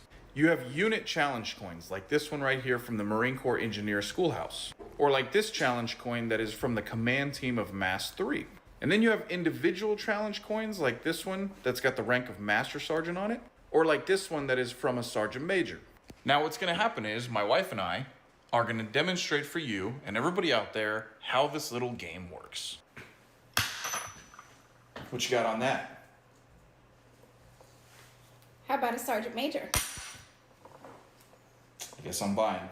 Now, because she dropped the Sergeant Major coin and I dropped the Master Sergeant coin, she trumps my coin, therefore I buy the drinks. Now, you can get your own challenge coins made with your name on them, customized for you. Or commands have them done for their command teams, like their Lieutenant Colonel and their Sergeant Major, or their Colonel or their General.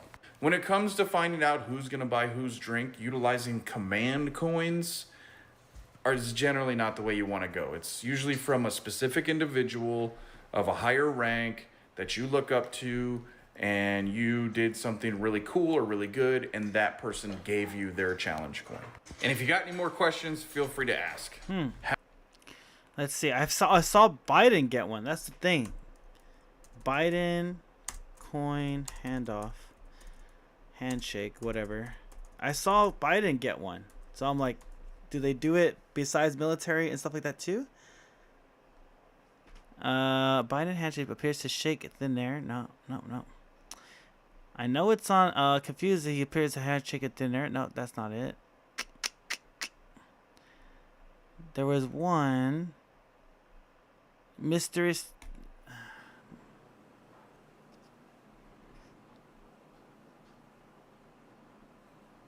Oh, it's Mike Pence? Okay, I thought it was Biden for a second.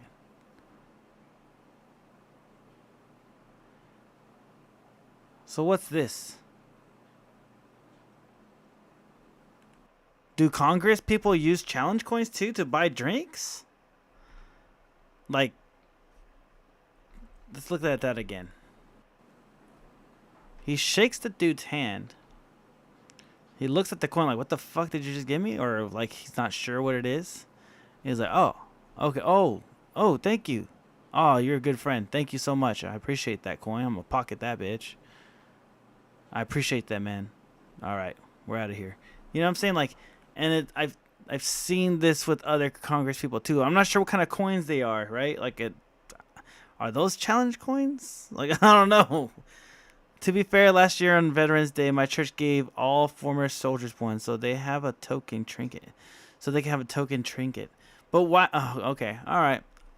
I'll let it go. I'll let it go. But I just wanted to bring that up. That they're handing off coins of some sort. For some reason. And I don't know what the reason is.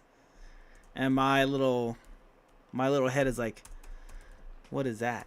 Valhalla Conspiracy. Valhalla Conspiracy, Kash Patel.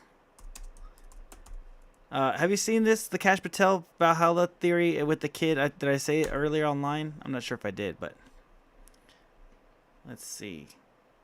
Investigation and shooting. Kash dog was a white power terrorist with stupid Valhalla comment. Let's see.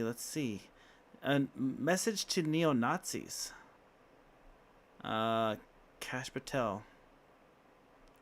This is why Kash Patel said Valhalla. At the FBI's announcement on the At the FBI's announcement on the Charlie Kirk case, Kash Patel turned heads with one line. Lastly, to my friend Charlie Kirk. Rest now, brother. We have the watch, and I'll see you in Valhalla. See you in Valhalla. Why would a Hindu who believes in karma and reincarnation, not Viking afterlife, say that? It's the punchline of culture clash. In Hinduism, the soul cycles on. In Norse myth, fallen fighters drink with Odin in mead halls. One's a cosmic journey, the other an eternal party. So Patel stitched two worlds together. A Hindu invoking Valhalla to honor Charlie Kirk, not as theology, but as tribute. You fought, and you'll be remembered like a warrior. Where India's moksha meets Norway's mead, this is Blux. If you like this video, smash that. Yeah, but he was a Christian, not a Viking. You know what I'm saying? Like, he wasn't like a... Is it because he was white? Like, I don't understand it. Let me go. Let's look around. Let's look around. What's this? A message to neo-Nazis. You may have heard the moment when Kash Patel hogging attention, siphoning attention and resources for himself when he flew to Salt Lake City as the director of the FBI to be I want to be involved, everybody. Yeah, come on, please. I want to be involved. Look at me. I'm Kash Patel. I don't know who this guy is. While they botched the investigation, they're claiming that they solved the case, but the dipshit shooter, the alleged shooter, turned himself in. The family turned him in. The FBI had no role in hunting him down. They tried. They had this guy in custody, and then they released him because he wasn't the guy. They had another guy in custody. They questioned him. They released him because he wasn't the guy. They did nothing to solve the case. Because under the leadership of Kash Patel and Dan Bongino, it's feckless morons who have zero law enforcement experience. Zero. This is what happens when you put morons in charge of our country with Donald Trump and then let a moron pick who's in charge of historic and celebrated law enforcement institutions like the Federal Bureau of Investigation. But you might have noticed this moment at the end of his remarks, his attention-seeking remarks, where and to my good friend Charlie Kirk, I'll see you in Valhalla, brother. A lot of people made jokes, justifiably so, jokes about a Hindu talking to a Protestant. He may have a Norse ancestry. Remember, Viking was a job, not a ethnic group. Okay. About meeting in a Norse pagan afterlife. They make fun, while a Mormon looked on, I think some of these posts said. And that's all funny, and it's certainly ripe for joke making, absolutely. But what a lot of people don't know is that this was a signal. This is the way I see this, because Norse mythology, you might know, my wife grew up in the white power movement. So she grew up with like Odin and Freya coloring books and Viking and Norse imagery on their walls. They were taught that they were descendants of the Vikings because they were white supremacists. None of that's true lineage-wise, but this is why he did that. It's a signal, it's a dog whistle to neo-Nazis, to the racists in the base of MAGA, to talk about Valhalla. That there's a glorious place for you waiting when you martyr yourself in the name of white supremacy. You don't have to believe me, but we'll get to the receipts. As I always do, we're going to provide the receipts. But first, if you haven't seen the stupid moment with Kash Patel, here's 16 seconds of it on Fox News. This is crazy. Lastly, to my friend Charlie Kirk, rest now, brother. We have the watch, and I'll see you in Valhalla. Cringe, yes. Funny, yes, but also dangerous. This is from an article after the killing, the white supremacist attack on black folks in Buffalo, where a man walked into a grocery store and was just selectively gunning down black people. That's what's so interesting about this entire, not interesting, it's gross, it's ghoulish, it's hateful, but these Republicans who act like there's no other motive here and it's always the left that's causing all the violence, when any violence that comes from the left is scant and interspersed amidst hundreds and hundreds of incidents of right-wing terror in this country and globally, which we're going to get to. This is from an article that the far-right extremists keep co-opting Norse symbolism. This isn't a new article. This is in the wake of that attack on Buffalo. And they mention the Breivik attack in Norway and the Christchurch attack, the slaughter of Muslims in New Zealand a few years ago. This is not new. This is not something that people are cherry picking and trying to create some conspiracy out of. This is a long lineage of celebrating. It goes back to the Nazis. This is from the article. Peyton Gendron, the suspect in the killing of 10 people in a grocery store in Buffalo, New York, is the latest far-right extremist to allegedly murder defenseless people in the name of white supremacy. His hate-filled manifesto is full of baffling contradictions, vile stereotypes, unhinged conspiracy theories, and predictably, Norse symbolism. Norse. Valhalla is from Norse paganism, Old Norse mythology, all right? Gendron ended his manifesto with the contradictory message, God bless you, and I hope to see you in Valhalla. And I hope to see you in Valhalla. The white supremacist murderer of black people in Buffalo, New York, just so happened to say the same line as Kash Patel. And many of you will say, well, Kash Patel's not white. How can he be a white supremacist?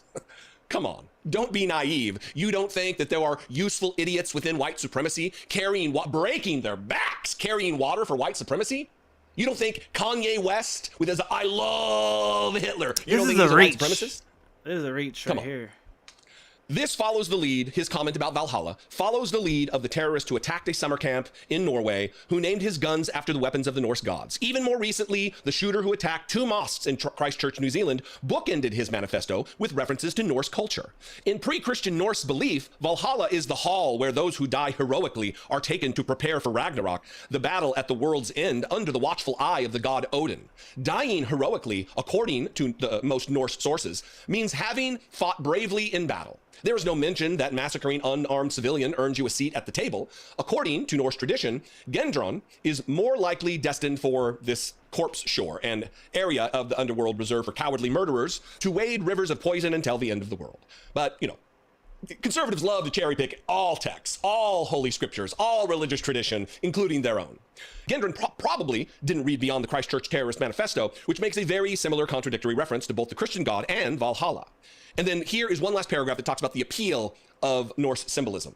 Norse symbolism has long appealed to the far right. The architects of Nazism in the 1930s erroneously viewed Norse mythology preserved in Iceland as a repository of Germanic culture and values that had been forcibly erased elsewhere, including by the influence of Christianity. They found support for their aggression in stories about a necessary war and plundered pre-Christian imagery for the iconography of the Third Reich. So this is a long tradition in racist white supremacy, this adherence to, this adulation of, this usurping of Norse mythology.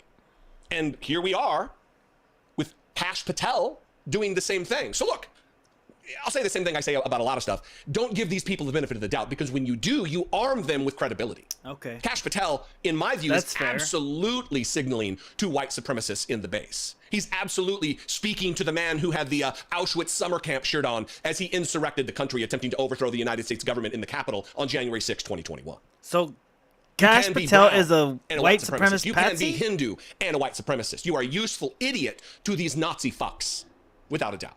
I invite you to this conversation. If you have any knowledge of this, I'd love to hear from you. What are your thoughts? You can comment below this video wherever you're watching it. You can also call the voicemail line 714. What do you think, Becca? Is that like a little bit of reach, or do you feel there's some type of validity to this fucking claim? Because that's like pretty out there.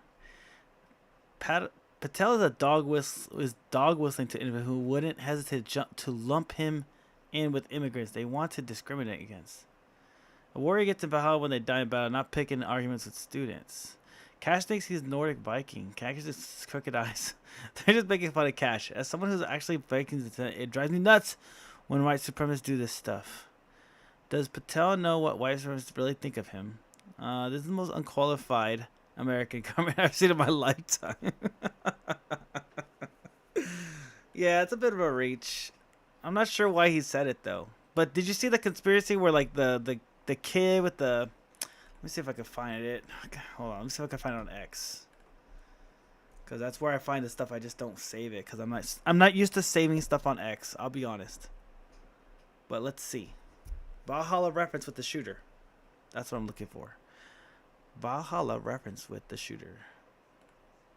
Let's see. Valhalla. Kash Patel. Yes, Goat Island. Retry. Okay, here we go.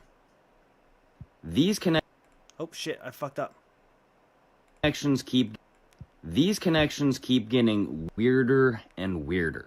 So right at the end of this press conference where Kash Patel announces that they caught Charlie Kirk's killer, Tyler Robinson, Kash Patel ends it with Charlie Kirk, I'll see you in Valhalla. Lastly, to my friend Charlie Kirk, rest now, brother. We have the watch, and I'll see you in Valhalla.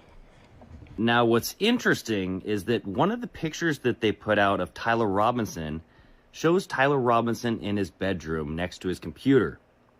On the computer is a picture of an island. That island is called Goat Island, and it's located in New Zealand that has a retreat called Valhalla. Isn't that weird? That's just weird. These connections keep getting weirder and weirder. So right at the end of this press, I know people that just use Valhalla as a term of glory. I never heard a colored person say Valhalla. Like as a brown person, I've never heard any. Like I've heard maybe I can see white people doing that shit, but I never heard like Black, Mexican, Asian people saying, "I'll see you in Valhalla." Blood. Like we'll say it because Mad Max came out, right? It's like, "Witness me, Valhalla," and we just kind of said that because it was so like such a badass moment in the movie. But that was like when it came out. We never really said it past that, only in that context. But it's just weird. It's just weird. But I mean, if I'm reaching, I will accept that I'm reaching. I accept that. I accept that I'm reaching, and I'm okay with that. But it was just, I just wanted to bring it to the forefront of the stream, you know, make sure everybody knew where my head was at with this shit, because it's kind of weird.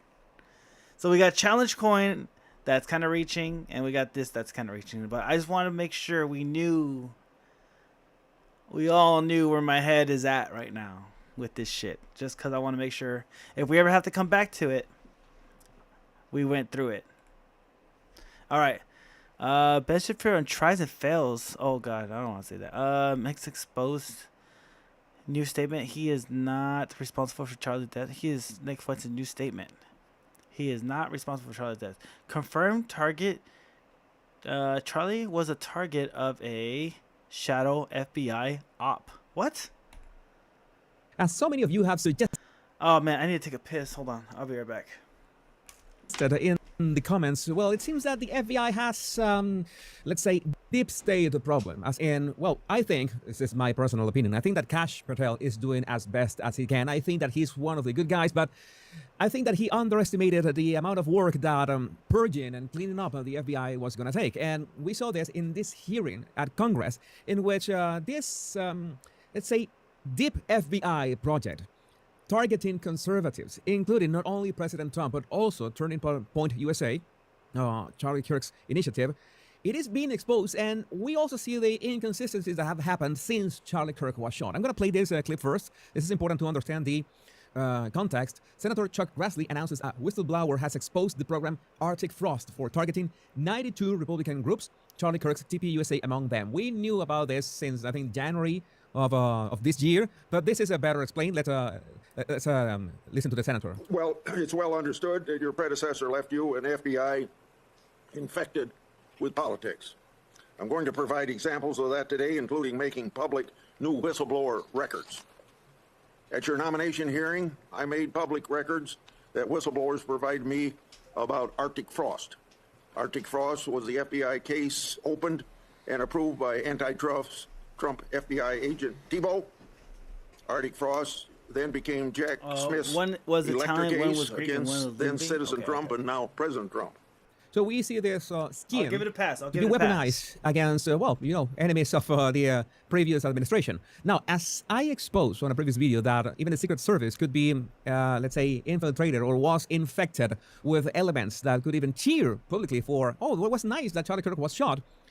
How many of them that we do not know of are in the bottom of the iceberg, the Manchurian candidates? How can we know that it has actually been purged? How do we know these people are really loyal to the United States? So many questions, and the FBI under Kash Patel already has some issues. We know that there were reports that FBI agents concealed a photo of Kirk murder suspect from Director Patel for 12 hours. For 12 hours, the photo of the suspect was concealed from Patel. Why? My guess is that there are still issues inside the FBI, and Patel has been trying to purge whatever is in the agency, but right now, I don't know. It's I think it's still a long road to go. These new records show that Arctic Frost was much broader than just an electoral matter. The case was expanded to Republican organizations.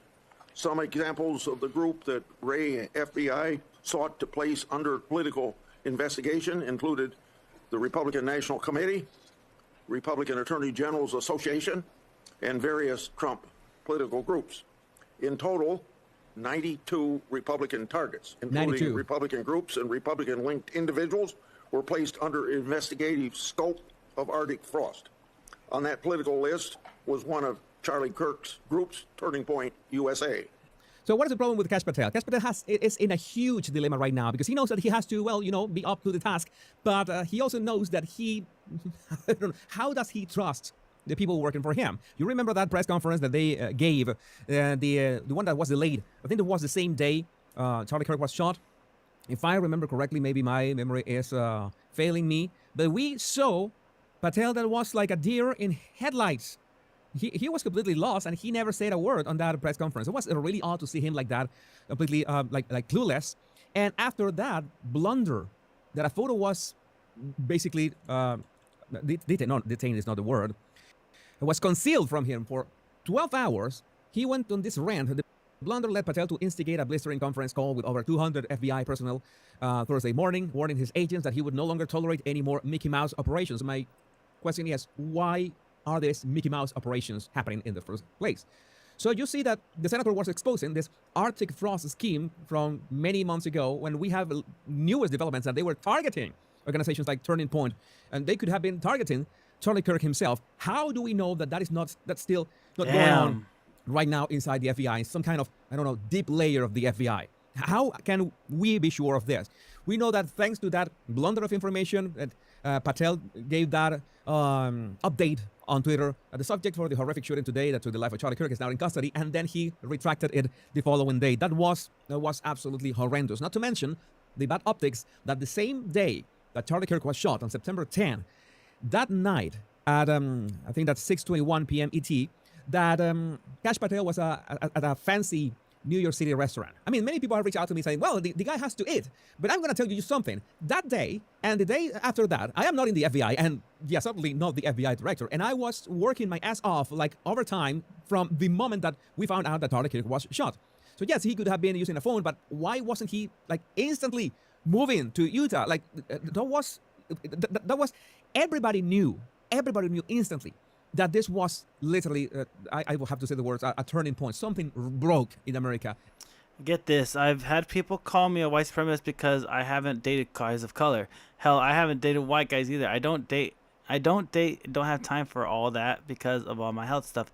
And managing my mom's health, managing all my mom's crap too. That's fair. I mean, at that moment. It's easy to call somebody a white supremacist. It's super easy. It's like calling somebody a Nazi these days. Like it's super easy. It's like no merit. It's just what it is, like whatever. So these optics are extremely bad, and there's a lot of scrutiny on the FBI because of this. And not to mention, that is not the only pressure that Patel is facing. Just hours before the incident, Patel was hit with an explosive federal lawsuit accusing him of orchestrating a politically motivated purge of the Bureau's leadership. The three plaintiffs in the case, a former acting FBI director and two other former FBI leaders, alleged that Patel and other allies of Trump ousted them after their refusal to carry out political errands. In a remarkable foreshadowing, they say that that Patel and Bongino are more concerned about social media than the actual job. I don't think that is the case. In fact, they have been really lousy when they appear in interviews. So I was one of the ones to suggest that they better not give that many interviews and just focus on the job that is dangerous enough. And we have seen Bongino as well. And Bongino also has that, that look of having seen things. And by the way, the purging started long ago, and the FBI leader of Salt Lake City called Mehtab Syed is a woman that so many people on social media said, oh, she was great for the job. He was the right stuff for the job. How come Kash Patel fired her? How convenient that Kash Patel fired her from the FBI Utah right before Charlie Kirk was shot. How suspicious. And well, in defense of Patel, I am no friend of Kash Patel. I am no friend of Kash Patel, but in defense of him, many people were saying that this was allegedly, their words, not mine, DEI hire, that her resume was inflated. And well, I'm going to just point out, this is an ad pushed by FBI Utah under her administration. And well, I'm going to just play this, maybe in twice the speed. If you or someone you know gets threats of intimidation, it's important that you report it. We take every complaint seriously. Call us at 801-579-1400 or 1-800-CALL-FBI. In an effort to continue expanding our outreach and strengthening relationships with our diverse communities, FBI Salt Lake City will be releasing this message in several languages. Just know, we are here to serve you. Yeah, more the diversity. So that got really loud. Right of firing her or not? Maybe. Well, it seems that yes, diversity. We don't care the 7 languages. Just do your job. Or well, she had the opportunity to do her job. Not anymore. There are also reports of that her resume was a bit inflated, and that this picture was also concerning. Raw egg nationalist. If you want to understand why the FBI apparently Raz needs to be here to defend his mans. He fucked up. He should have been here. Hid details about Tyler Robinson's transgender lover from Kash Patel. Study this. Now I'm throwing Kash under the bus. Picture, and well, this boy, this is not exactly how to say this. Clarice Starling was from the FBI, right? Yeah, it was from the Clarice. This is not Clarice Starling material. It doesn't look like. I'm gonna say much more about this. So again, I think I'm gonna give Kash Patel the benefit of the doubt. I think that he is one of the good guys. I think that he never imagined the amount of scrutiny that not only the challenge of the job itself, but all the thing that came from the previous administration.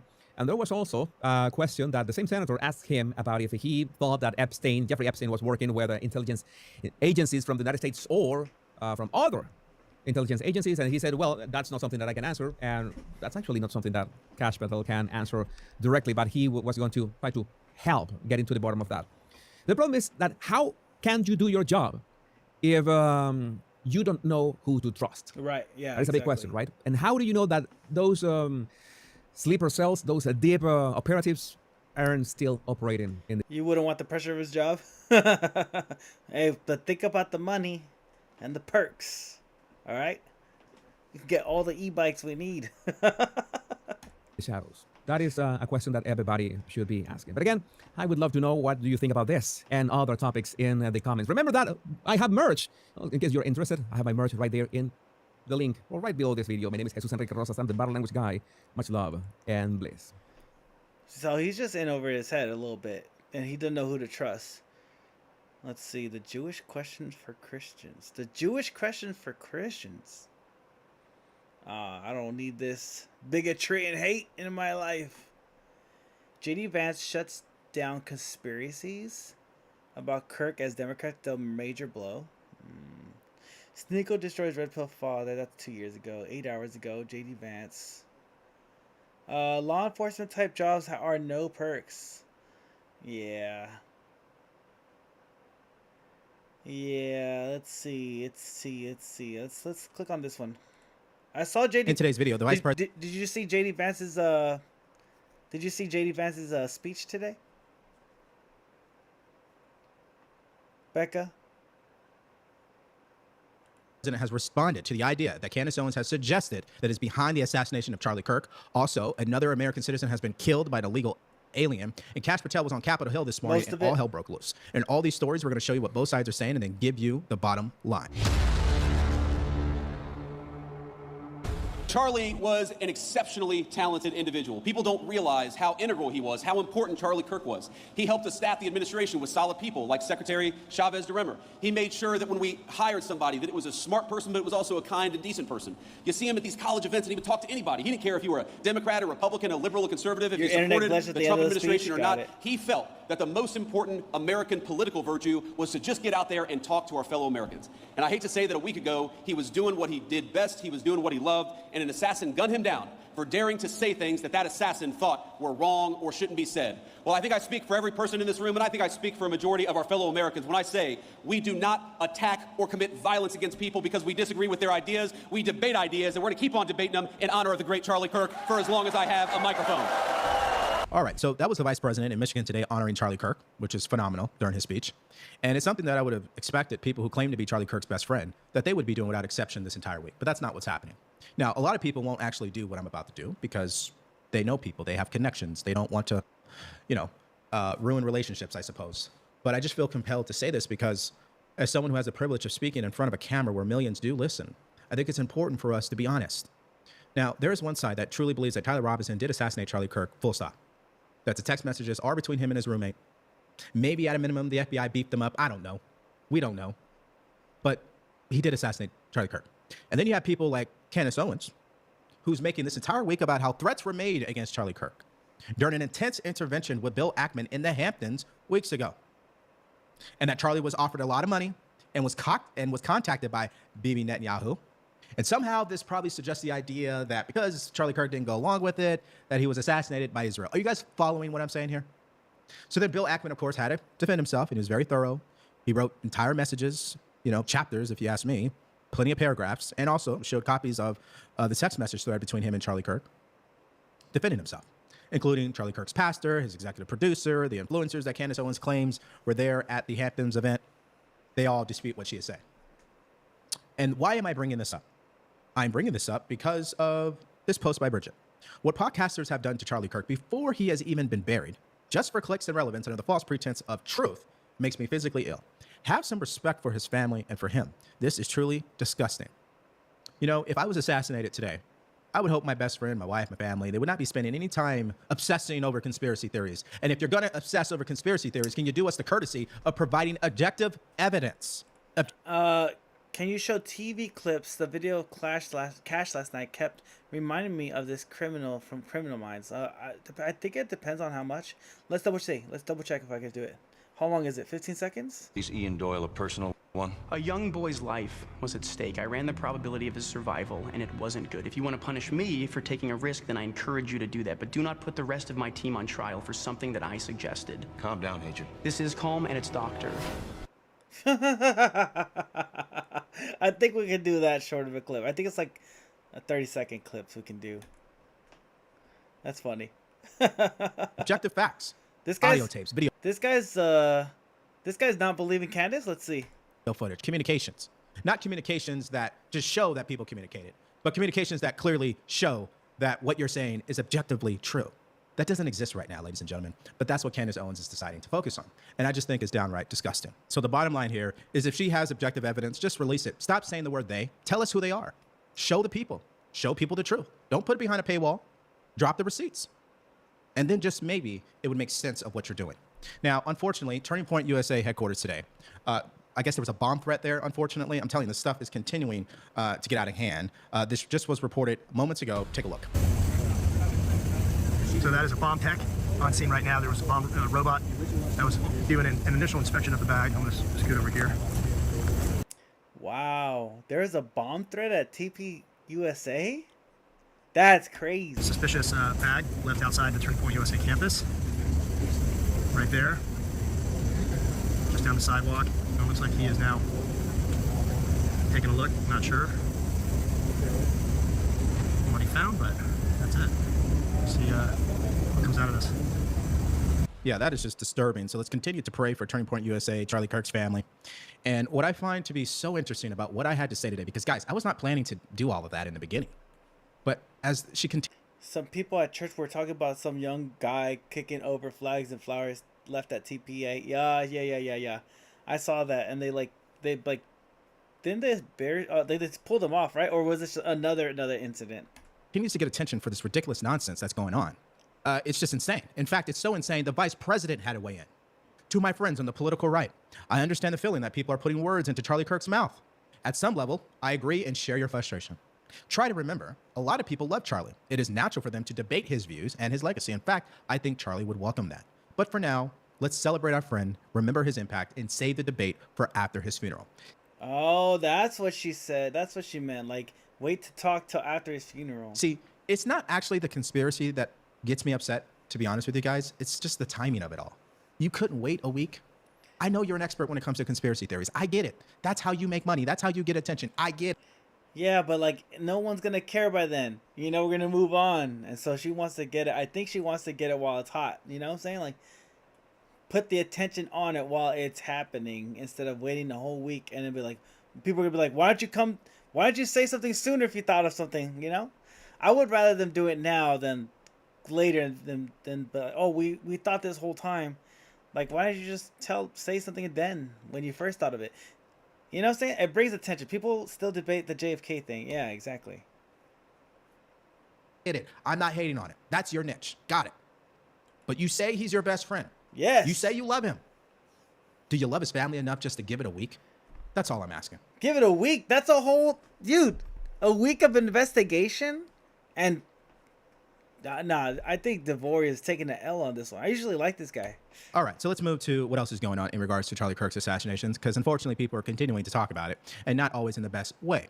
The next person on the docket would be the former president, number 44, Barack Obama. Here's what he had to say today. Obviously, I didn't know Charlie Kirk. Barack O'Brizzle? Oh, shit. What's he got to say? I was generally aware of some of his ideas. I think those ideas were wrong. But that doesn't negate the fact that what happened was a tragedy and that I mourn for him and his family. Yeah, exactly. The way the world works today, a week is like a year. You're exactly right. Especially in the media. Oh, that was like a month ago. It felt like, it's going to be like a month ago. You know, a week in the media is like a month ago. It's crazy how fast that shit works, huh? We are certainly at an inflection point. Not just around political violence, but there are a host of larger trends that we have to be concerned about. I think it is important for us at the outset to acknowledge that political violence is not new. It has happened at certain periods in our history. We have to recognize that on both sides, undoubtedly there are people who are extremists and who say things that are contrary to what I believe are America's core values. But I will say that those extreme views were not in my White House. This motherfucker. This motherfucker made it about himself. Oh my god, dude. It's so bad. It's so bad. He should have just shut the fuck up. Embracing them.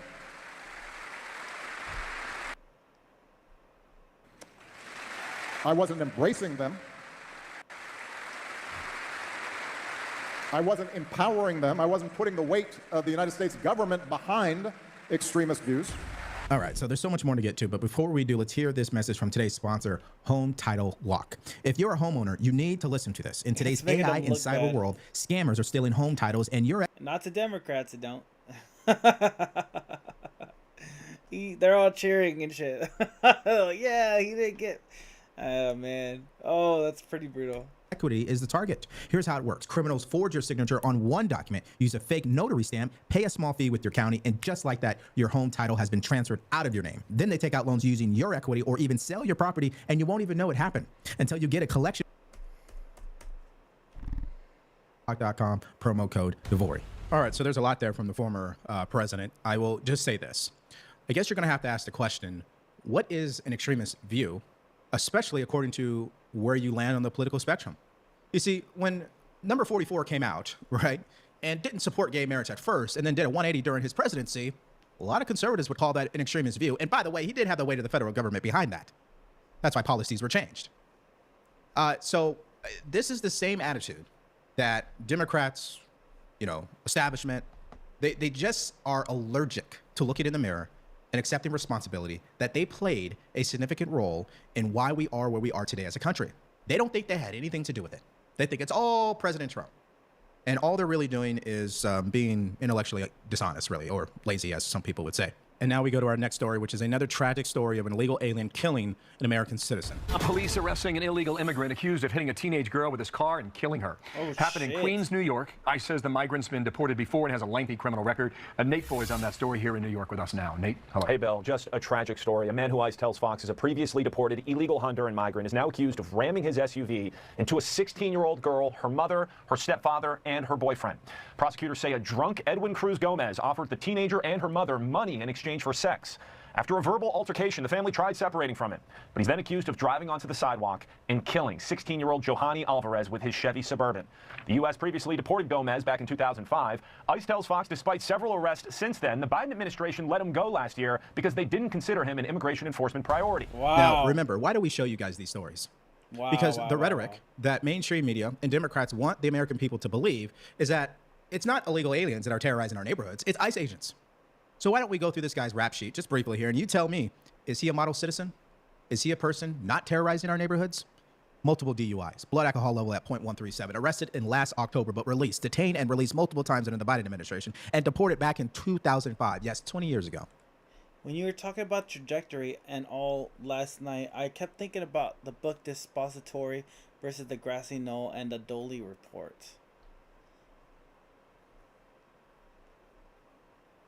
Like the bullet trajectory, or what are you talking about? These tragic stories could be prevented if Democrats would just throw their precious sanctuary city policies in the freaking trash. According to ICE, Gomez has... Oh, like the Book of Depository and versus the Grassy Knoll and the Doley Report. Just like how it was like a false report, I'm thinking, or like a false. I'm not sure what the Doley Report says. But what about that? Bring it up, or what were you thinking about the report? The correlation, I don't understand. multiple DUIs, including one in January of this year. Police also arrested him last October for possession of a forged instrument. Sad that they fucking keep letting out the people that are killing people. Charlie quote taken out of with JFK. People point out several shooter locations. Oh yeah.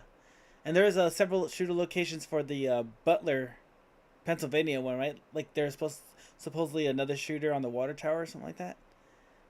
Like there was that thing going on too, and they didn't find out what happened with the shooter then. The book, this person versus the Grassy Knoll and the Doley Report, that's with the JFK. So yeah. Goes on depressed. What? Depressed. Super chatter for narcissism in the live stream. No, that's not it. Let's see.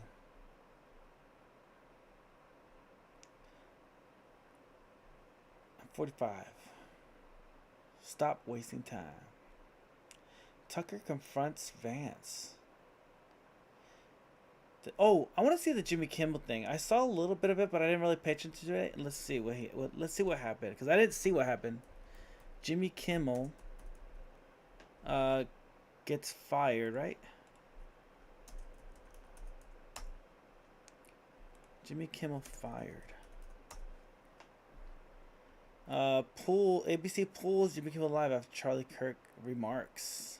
Tyler Robinson Church, blah blah blah blah blah. ABC pauses. Pulled indefinitely for Charlie Kirk. I mean for Jimmy Kimmel. Okay, let's see. We have been following a lot of breaking news over the past several hours, and we do have more that is now coming into the newsroom. This coming in courtesy of the Associated Press, as well as Reuters, a story that we have been following here, as ABC has now suspended Jimmy Kimmel's late night show indefinitely following comments that he made about Charlie Kirk's killing. The network's decision came. Nexstar announced that its ABC affiliates would preempt Jimmy Kimmel Live indefinitely over his comments. Quote, Mr. Kimmel's comments about the death of Mr. Kirk are offensive and insensitive at a critical time in our national political discourse, and we do not believe they reflect the spectrum of opinions, views, or values of the local communities in which we are located. That's according to Andrew Alford, president of Nexstar's broadcasting division. As we mentioned, Nexstar made the announcement about its stations, and ABC followed that by pulling the plug indefinitely on Jimmy Kimmel's late night show. Now, we also have just a little bit more information here, as we know that earlier in the day, the FCC chair, Brendan Carr, had urged local broadcasters to stop airing the show on ABC. So again, Nexstar made the decision to pull it from their stations, and then after that, ABC said, we're going to suspend the late night show altogether indefinitely, and this is all related, of course, to the comments that were made about Charlie Kirk's killing, the conservative political activist shot and killed in a targeted attack 1 week ago today, as he was at Utah Valley University speaking in front of thousands of people, a crowd estimated to be 3,000 when he was shot. We know that he was rushed over to the hospital there. President Trump making the announcement just hours later that Kirk had died from his injuries. ABC then suspending Jimmy Kimmel's late night show 1 week later indefinitely. We'll keep an eye here on the... What did he say, though? Like, what was it that he said? ABC announced that Jimmy Kimmel Live will be removed in... ABC announced that Jimmy Kimmel Live will be removed indefinitely from the air due to the comedian's comments on the killing of Charlie Kirk, with the official statement from Nexstar Media Group reading, quote, Mr. Kimmel's comments about the death of Mr. Kirk are offensive and insensitive at a critical time in our nation's political discourse, and we do not believe they reflect the spectrum of opinions, views, or values. I'm going to try to figure out what he said exactly. Jimmy Kimmel. Trending. What did he say? What did he say? I stand with Jimmy Kimmel. I stand with Jimmy Kimmel. Support for Jimmy Kimmel. Over the weekend with the MAGA gang. Okay. This is absolute bullshit. Disney is pulling Jimmy Kimmel's show indefinitely because he made some comments about Charlie Kirk bending the knees to fascism again. Fuck you, Disney. Okay, let's see what he said. Desperately trying to characterize this kid who murdered Charlie Kirk as anything other than one of them, and doing everything they can to score political. Kimmel said on Monday, the MAGA gang desperately trying to characterize this kid who murdered Charlie Kirk as anything other than one of them, and doing everything they can to score political points from it. Oh, okay. Jeez. Points from it. In between the finger pointing, there was grieving. On Friday, the White House flew the flags at half-staff, which got some criticism. But on a human level, you can see how hard the president is taking this. My condolences on the loss of your friend Charlie Kirk. May I ask, sir, personally, how are you holding up over the last day and a half, sir? I think very good. And by the way, right there, you see all the trucks? They've just started construction of the new ballroom for the White House, which is something they've been trying to get, as you know, for about 150 years. And it's going to be a beauty. Yes. He's at the fourth state. That was really weird of Trump to do that, bro. I'm not gonna lie. I was like, what the fuck are you doing, Trump? Let's see. I mean, that's people are standing with Jimmy Kimmel though. They don't like that. They like Jimmy Kimmel. What do you think, Becca? You think it was like a little too insensitive? Like, I'm like, he didn't say like he sucked. He just like said both. But he's left wing, so it's kind of like, yeah, he's gonna say that. But fuck it, whatever. Cancel culture. Cancel culture is back. Nick Fuentes destroys leftist clown's destiny. And Hassan Piker over Charlie Kirk's death. Hey, Hassan, you idiot. Hassan, Destiny, hey, idiots. Do you know that this Zionist-backed Republican government would love nothing more? They're waiting, they're begging for the opportunity, for a reason to wipe the far left off the map. Nick Fuentes, despite presenting an even greater threat, being a straight up out and about denying fascist, actually can be funny at times, which is how he is able to win favors with a broader audience. He's a cynical room reader. All right, guys, welcome back to another Base Lore video. I'm the Lore Man.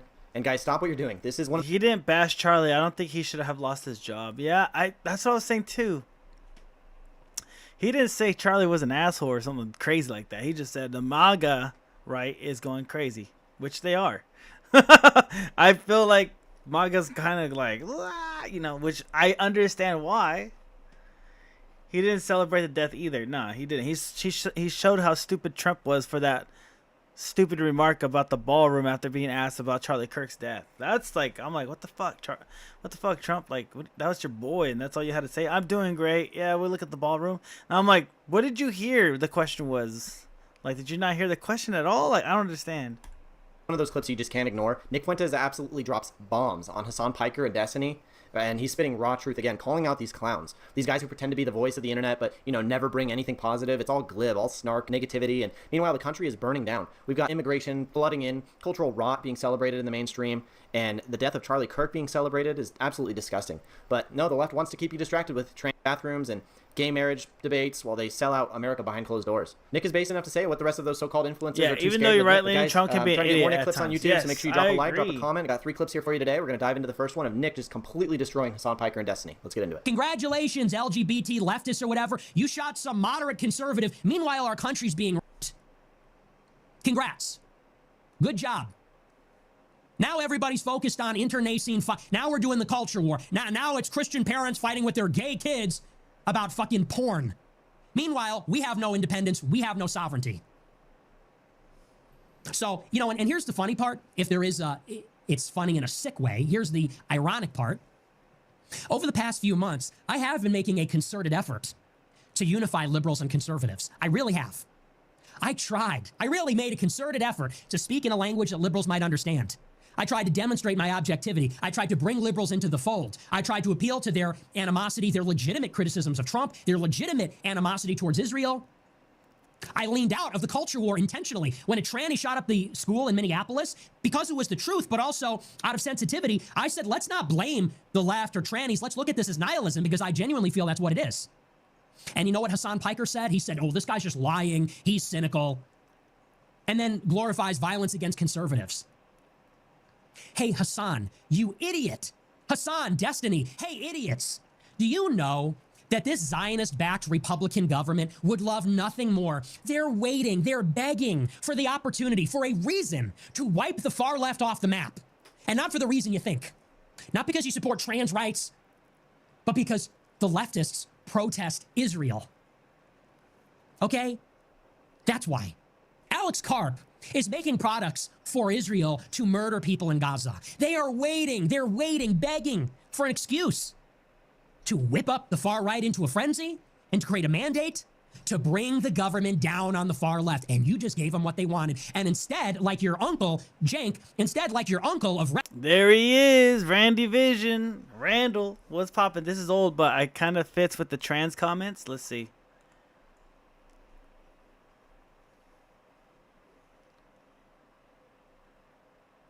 Oh, I can't hear nothing. No. Little girl. No. So you nothing? Yeah. Are you a crackhead? So you a crackhead? That's fucking hilarious. Yo, Randy, what's poppin'? Hey, I haven't seen you in a minute, Randy. How you been, brother? Recognizing that you play right into their hands. Right into their hands. Because you just can't get your mind off of sex. Because for the far left, those are the only issues that exist. Trans rights and gay marriage. Forget about, you know, immigration. I saw you post focus groups on your comments on your profile comment. The focus groups all week. Focus groups on what? What are you talking about? I was intrigued. I was gonna ask, what the fuck are you talking about focus groups? But I didn't want a 600 a day during these courts. Focus groups? Oh, okay, during these courts. You're talking about the court case for the shooter? Okay, 600 a day during these court for this. What the fuck, Randy? You're involved? Wow. What the fuck? So the focus groups is like, are you asking? Okay, during this focus group, Andy, are you asking these people? Do you think he is the killer? Do you think Do you think Tyler Robinson is the shooter? Do you ask these people that? Because I don't think he's the shooter. Dude, I think he's a patsy. So, oh, you signed the fucking non-disclosure agreement, you fucking prick. Just blink twice. Just blink twice if it's a yes. Just kidding. Oh, man. Damn, my boy got the top secret fucking info. He don't want to tell me. Oh man, but you already know my position. So you have a focus group. If you had to ask me, I say Tyler Robinson's the fall guy. It's all on the Israel. It's all on Bibi Netanyahu, I think. Forget about healthcare. Forget about what's happening in Ukraine and Israel. So nice going. Nice job.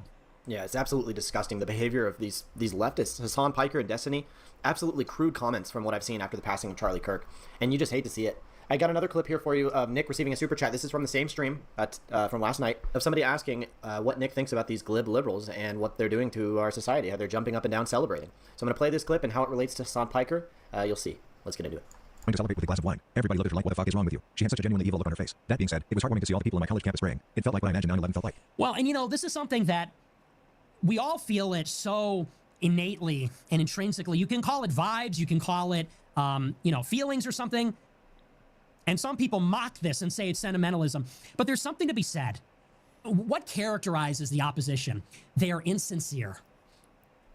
Yo, MK was in the chat too, just lurking this whole time? What the fuck? Yo, everybody's coming out the woodwork.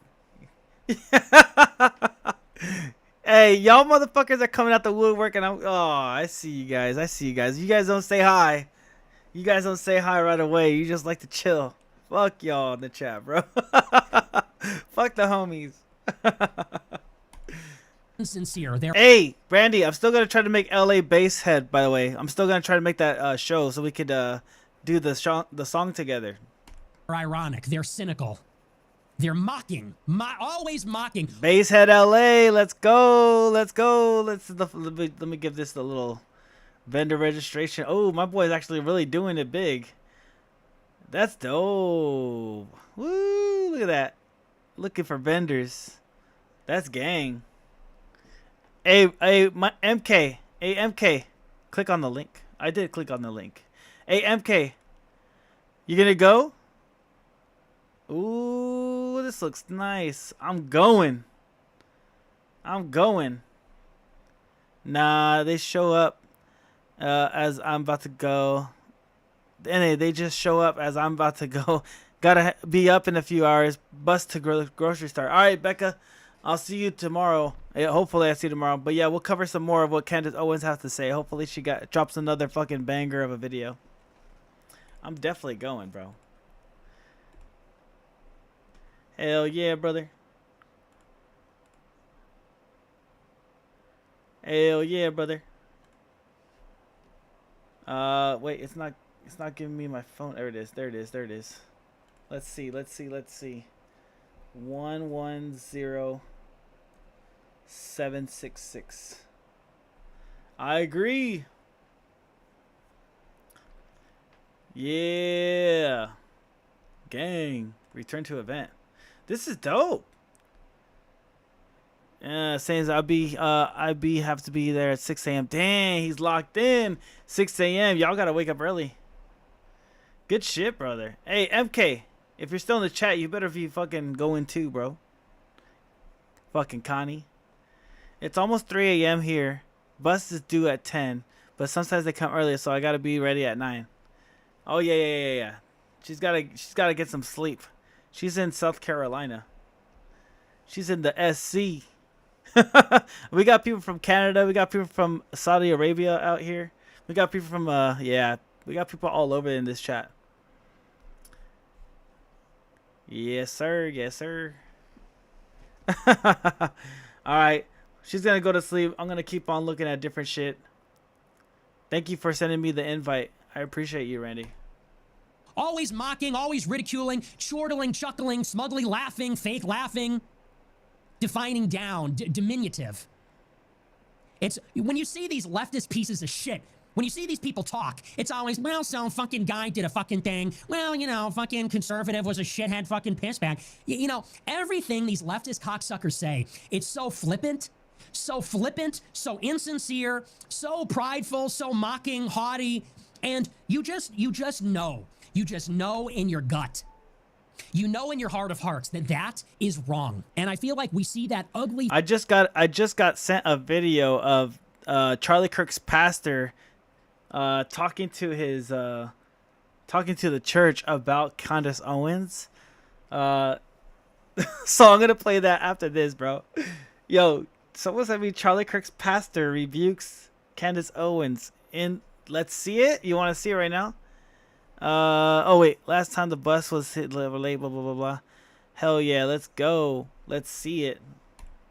All right, I'll just play it then. Fuck it. Show us the goods. Well, it's the pastor of Charlie Kirk that's talking shit, so we'll see what he has to say then. I'll play it right now. All right, here we go. See people who think that people are giving signals. You know who that man was? His name's Frank. For all of you conspiracy people who think that people are giving signals, you know who that man was? His name's Frank Turek. He's an apologist for the Christian faith. When I got to the hospital, you guys are down. Okay. I'll slow it down. It's actually at 1.4. I'm gonna slow it down because he talks kind of fast. I think he's pissed off. All right. Here we go. For all of you conspiracy people who think that people are giving signals, you know who that man was? His name's Frank Turek. He's an apologist for the Christian faith. When I got to the hospital, there was Frank in hospital scrubs because his clothes were covered in blood because he was giving him CPR all the way to the hospital. He off the rice. Just get off the stupid internet and stop with it.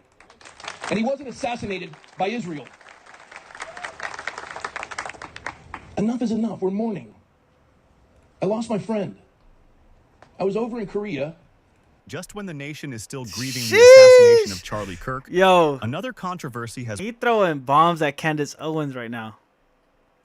Yo, he said, stop investigating, bitch. broken out. Besides alleging that Israel may have a hand in Charlie's assassination, Candace Owens, I fully one of believe Charlie's this. longtime friends, has made a bold claim that is shaking up both the Protestant and Catholic worlds. On her latest podcast, she declared that Charlie Kirk was about to convert to Catholicism before he died. I highly doubt that. But almost immediately, leaders, friends, and even Charlie's own pastor, Rob McCoy, strongly pushed back. Let's break this down. Candace Owens and Charlie Kirk had a long history. She's spoken about how they debated together, traveled together, attacked together, and defended each other. She even credits Charlie with indirectly leading her to her husband. They've been boys. And she says they were close enough that when Charlie was pursuing Erica, his wife, they brainstormed together on how to win her heart. But this week, in her podcast, Candace went further than ever before, claiming that Charlie was praying the rosary and attending Mass and was on the verge of joining the Catholic Church. You know, I think Charlie was definitely on the brink of changing some of his perspectives. And I can tell you factually, Charlie was praying the rosary. Charlie was going to Mass. One of my last conversations with Charlie was me joking with him saying, just make the last step, okay? You are, I said specifically, you're too smart to be a Protestant. Just take the last step, Charlie. And he says, haha. Speaking about Mary. And typically, when those steps start taking place, you stop referring to yourself, as I did, as a Judeo-Christian. And that's when his pastor stepped in. Rob McCoy, pastor of Godspeak Calvary Chapel and Charlie's partner in founding Turning Point Faith, released a powerful statement. Charlie Kirk was my friend, and I was his pastor. I want to simply say this regarding Candace Owens. Charlie Kirk was a friend to Candace and never publicly spoke poorly of her, though he disagreed with her. He never operated nor entertained gossip or innuendo concerning Candace. My only comment I offer regarding Candace is this. I only wish at this tragic time of mourning she would be the friend to Charlie that he was to her. He would never have treated Candace or her family in such a way had God forbid this tragedy been hers. A friend loves at all times. Proverbs 17:17. That statement was short, but it cut deep. And Pastor McCoy isn't the only one raising red flags. We have clips of Charlie himself directly addressing this issue. In one moment, Charlie says, "Our goal should always be to draw people to Jesus Christ, not to Catholicism." As an evangelical who loves Catholics, I love that you're doing it. But let me just edit what Here's you the say. but. Here's the no, but. no, it's Hold on. it's a big one. You didn't catch it, Michael. Yeah. Is that your goal should be to bring people to Jesus, not Catholicism? Yo, hold on. No. What's the difference? What's the? I don't think. What's the? Hold on. Hold on.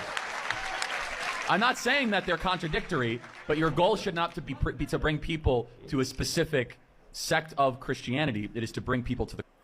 Maybe though, because his wife is Catholic and the Bible talks about being unequally yoked, although that means believers with non-believers. Yeah, I was thinking the same thing. Like, they want to have cohesiveness, especially when they're raising children with each other. You know, are they going to go Catholic? Are they going to go Christian? Like, who's like, which way are they going to go? But yeah, it's a rough one. It's a rough one for sure. But I think this. My personal take was that Kirk was a Christian, and he's not going to change. He wasn't going to change. Like, he was he would bring the Bible up and fight people on stage saying, "I'm a Christian Catholic." Or, no, I'm a Christian. not Catholic, sorry. I'm a Christian. He would say that. He would state, "I'm a Christian," and then he'd go about his argument. And he'd bring up the Bible stuff too. He never said, "I'm Catholic."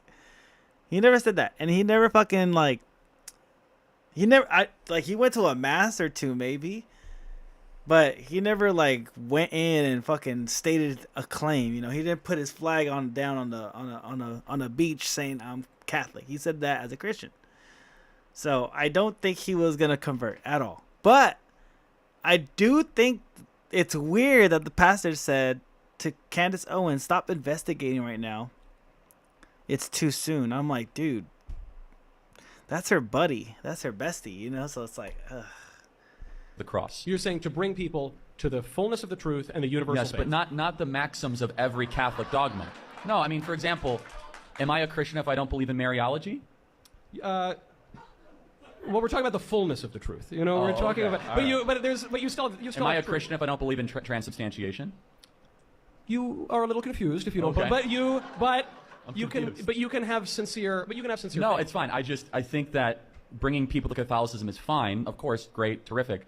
But that is hopefully a means to the ultimate end. You exist to bring to people to Yes. No, of Christ. course, of course. And, no, you know, and but that is the goal. I'm just maybe being semantically, you know. But think about this question: if what happens when you want to bring people to our Lord, and what happens when there are disagreements over important things? I mean, not we schism and say you guys got it wrong, or we do a reformation. But you know, In another clip, he adds, "I would never join a religion that claimed someone other than Jesus was without sin." But I personally would not be able to enter into a faith that believes that anybody except Jesus Christ our Lord was without sin. And that's my final comment on Mariology. Happy to debate it. He even clearly said he was an evangelical. Because of our leaders, it's that I guess that. I don't doubt that he did go to mass a few times. I've thought of going myself just to have a better understanding. Yeah, just to vibe out. I've been to different churches too, like just to kick it, just to see what. Honestly, I'm there for the music. I'm there to kick it and hang out with the music people. I'm like, oh yeah, you know, it's a vibe. Especially black churches, bro. They fucking got the best music. But like, you know what I'm saying? Like, just because you go to a mass doesn't mean you're converting like crazy. Well, no, it's young men are going back to church. That is legit. That's happening because honestly, it's the only thing that they can find. It's a life raft in this just tsunami of chaos and disorder. So I get asked all the time, well, why are they going to the Catholic Church? Why are they going to the Orthodox Church more than the Evangelical Church? And I'm evangelical. I'll say, well, first of all, they want something that has lasted. They want something that is ancient and that is beautiful, something that has stood the test of time, something that's not going to change, something that's all of a sudden not going to all of a sudden just flip around and have some sort of, you know, transgender story hour. Those words make it pretty clear where he stood. But what about the Catholic response? Interestingly, many Catholics themselves are rejecting Candace's narrative. Bob Kazamakis, a Catholic commentator on X, put it this way: most Catholics operating in good faith understand there is no evidence to support the claim Charlie Send it was to the in the general midst of converting to so Catholicism. that everybody can follow along. All evidence shows he had major issues with certain dogmas. saying that most good faith Catholics are making the accurate claim Charlie held the Catholic Church in high regard, consistently praised Catholics in the culture war, specifically with the Catholic SCOTUS, judges and their role in overturning Roe v. Wade, and believed Protestants overcorrected with Mary and believed Protestants should venerate her. Additionally, his wife was Catholic, and they did attend Mass together as a family. That's a fact. However, Reformed Prots dogpiling on Catholics making these accurate claims to act like we are using Charlie's murder for our own agendas is simply untrue. I don't know if Charlie was looking into Catholicism. Like I said, there's no evidence to support this claim that Candace makes, which is par for the course, and I am always skeptical of her claims. What we should be focusing on is Catholics and Protestants need to unite on this and understand Charlie was a Christ follower and he's with our Lord and Savior. I want to end with this. Many Protestants, mainly Baptists and evangelicals, do not believe Catholics are Christians. If we are to learn anything from Charlie, it's to know Charlie did not believe this. Even though we have no evidence to show Charlie was on his way to the CC, Charlie very well believed practicing Catholics were Christians. And my encouragement to Baptists and evangelicals alike is to take this position as well. Bob's point was simple. There's no evidence Charlie was... Yeah, from what I understand, like a lot of Christians don't like Catholics, like, and they don't believe in their ways, like they. But I'm like, it's like, don't they believe in God too? So I'm like, I get what the video's saying too. I mean, it's all like we all believe in God in some way, but it's like, well, the details of it is funny. I just overall think it's like it's a good thing. But people get really into the nitty-gritty details. I'm like, you're missing the bigger picture, I think. You know? Was converting. But there is evidence that he respected Catholics, loved his Catholic wife, and believed Catholics were genuine Christians. So where does this leave us? On one hand, we have Candace Owens making a sensational claim at the worst possible time. On the other, we have Charlie's pastor, Rob McCoy, issuing a heartfelt rebuke. This guy's a fucking little sheep for the pastor. We're Team Candace on this one, bro. I'm Team Candace on this one. This is like, you gotta get it while it's hot. You can't let it go another week or so. You can't. You gotta go while it's hot. Reminding us that a true friend protects, especially in death. And in the middle, we have Catholics and Protestants both saying the same thing. Charlie Kirk was a follower of Christ. And that's what matters most. This controversy raises a bigger question. Are we honoring Charlie's memory, or are we using it to push agendas? Because if there's anything Charlie fought... But Candace used to protect Israel too. That's the thing. She used to be like an Israel simp. So the fact that she's going against it now, especially that she's hot, she's pissed off. It's like, yo, gloves are off. You killed my boy. You know? Like, shot is fired, people are dead, and that dead person is my friend. You fucked up. I'm going after everybody's head. It was clarity in the truth and unity in the body of Christ. What do you think? Was Candace wrong to make this claim so soon after Charlie's death? No. Or is there truth in what she's saying that people don't want to admit? Let me know your thoughts in the comments below. Chat reply is disabled. Wait, there it is. Jesus said, unless a person's born again, they cannot enter the king. Charlie was born again. According to Charlie himself, he was an evangelical. Candace talks too much. Converted. Oh, let's see what the replies say. Yep, go away. I agree. She's changed. Unfortunately, Millen listens to her garbage. Dang, they don't like Candace. I used to follow Candace, but no longer. I agree. She converted Catholic. She was less hostile. Very much more Christ-like. Candace lies and lies. Candace is gone. That's not Candace I love. She will continue to be in my prayers. Bro, people are hating on Candace, bro. Dang. Even I'm like, yeah, he's a Christian, but motherfucker, get the people that killed me. Candace should step back. I'm glad Candace is asking questions. At the very least, stop going with what everybody tells you to think and just ask the questions yourself. You know? That's what I like to do on my podcast. I'm like, remember like with the challenge coin thing? And I'm like, let me ask these questions because I don't know. or the Valhalla thing. Like, I still feel in my, like, you know, I'm like, this is kind of weird still. But Becca, we're discussing it, and I'm gonna let it slide. You know, you bring up that people do say Valhalla, and I'm like, okay, I'm gonna let it slide, but I'm gonna still keep it in the back of my head. And that's what Candace is doing. She's like, we're gonna keep going. We're gonna keep doing this until it's over. And if I'm wrong, I'm wrong. But that's my friend. I'm gonna do it. You know. So I agree. I agree with Candace. No matter what. Hey, rock your shit, bro. She's stepping on 10 toes deep. Like, that's it. She's 10 toes deep. And she could always pull out. She could be like, I was wrong. She could always say I was wrong, because she's allowed to say that. You know. That's how I think about it. Destiny. Let's see what he got. Oh, he covered the whole fucking thing. This is not normal. Oh, yeah, I was watching a little bit of it. It's 2 hours long. I'll just watch it, whatever. I'll rewatch it. Hey, everybody. JD Vance here, live from my office. This will probably be the last video for the night. I know you gotta sleep, though, but it's just like a 2-hour video. But I'll probably just, you know what? We'll save it. We'll save it, because it's already 12 o'clock. And I know you gotta go to sleep, and I usually end around 12 o'clock, 1 o'clock anyway, so we'll just call it early tonight. We'll just do an early one tonight. Won't stay the extra hour like we sometimes do. All right, guys. So Becca needs to go to sleep anyway, so it's all good. I will talk to everyone tomorrow. This whole Candace Owen thing really was like, wow. You know, that was like the highlight of today's stream. And the pastor going at it. That was amazing.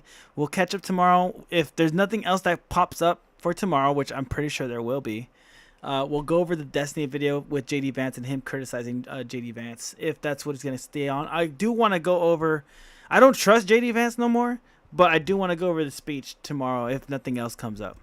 We'll start with that at the very least. All right, guys. I will talk to you guys tomorrow then. You guys have a great night. Stay safe and stay asking questions.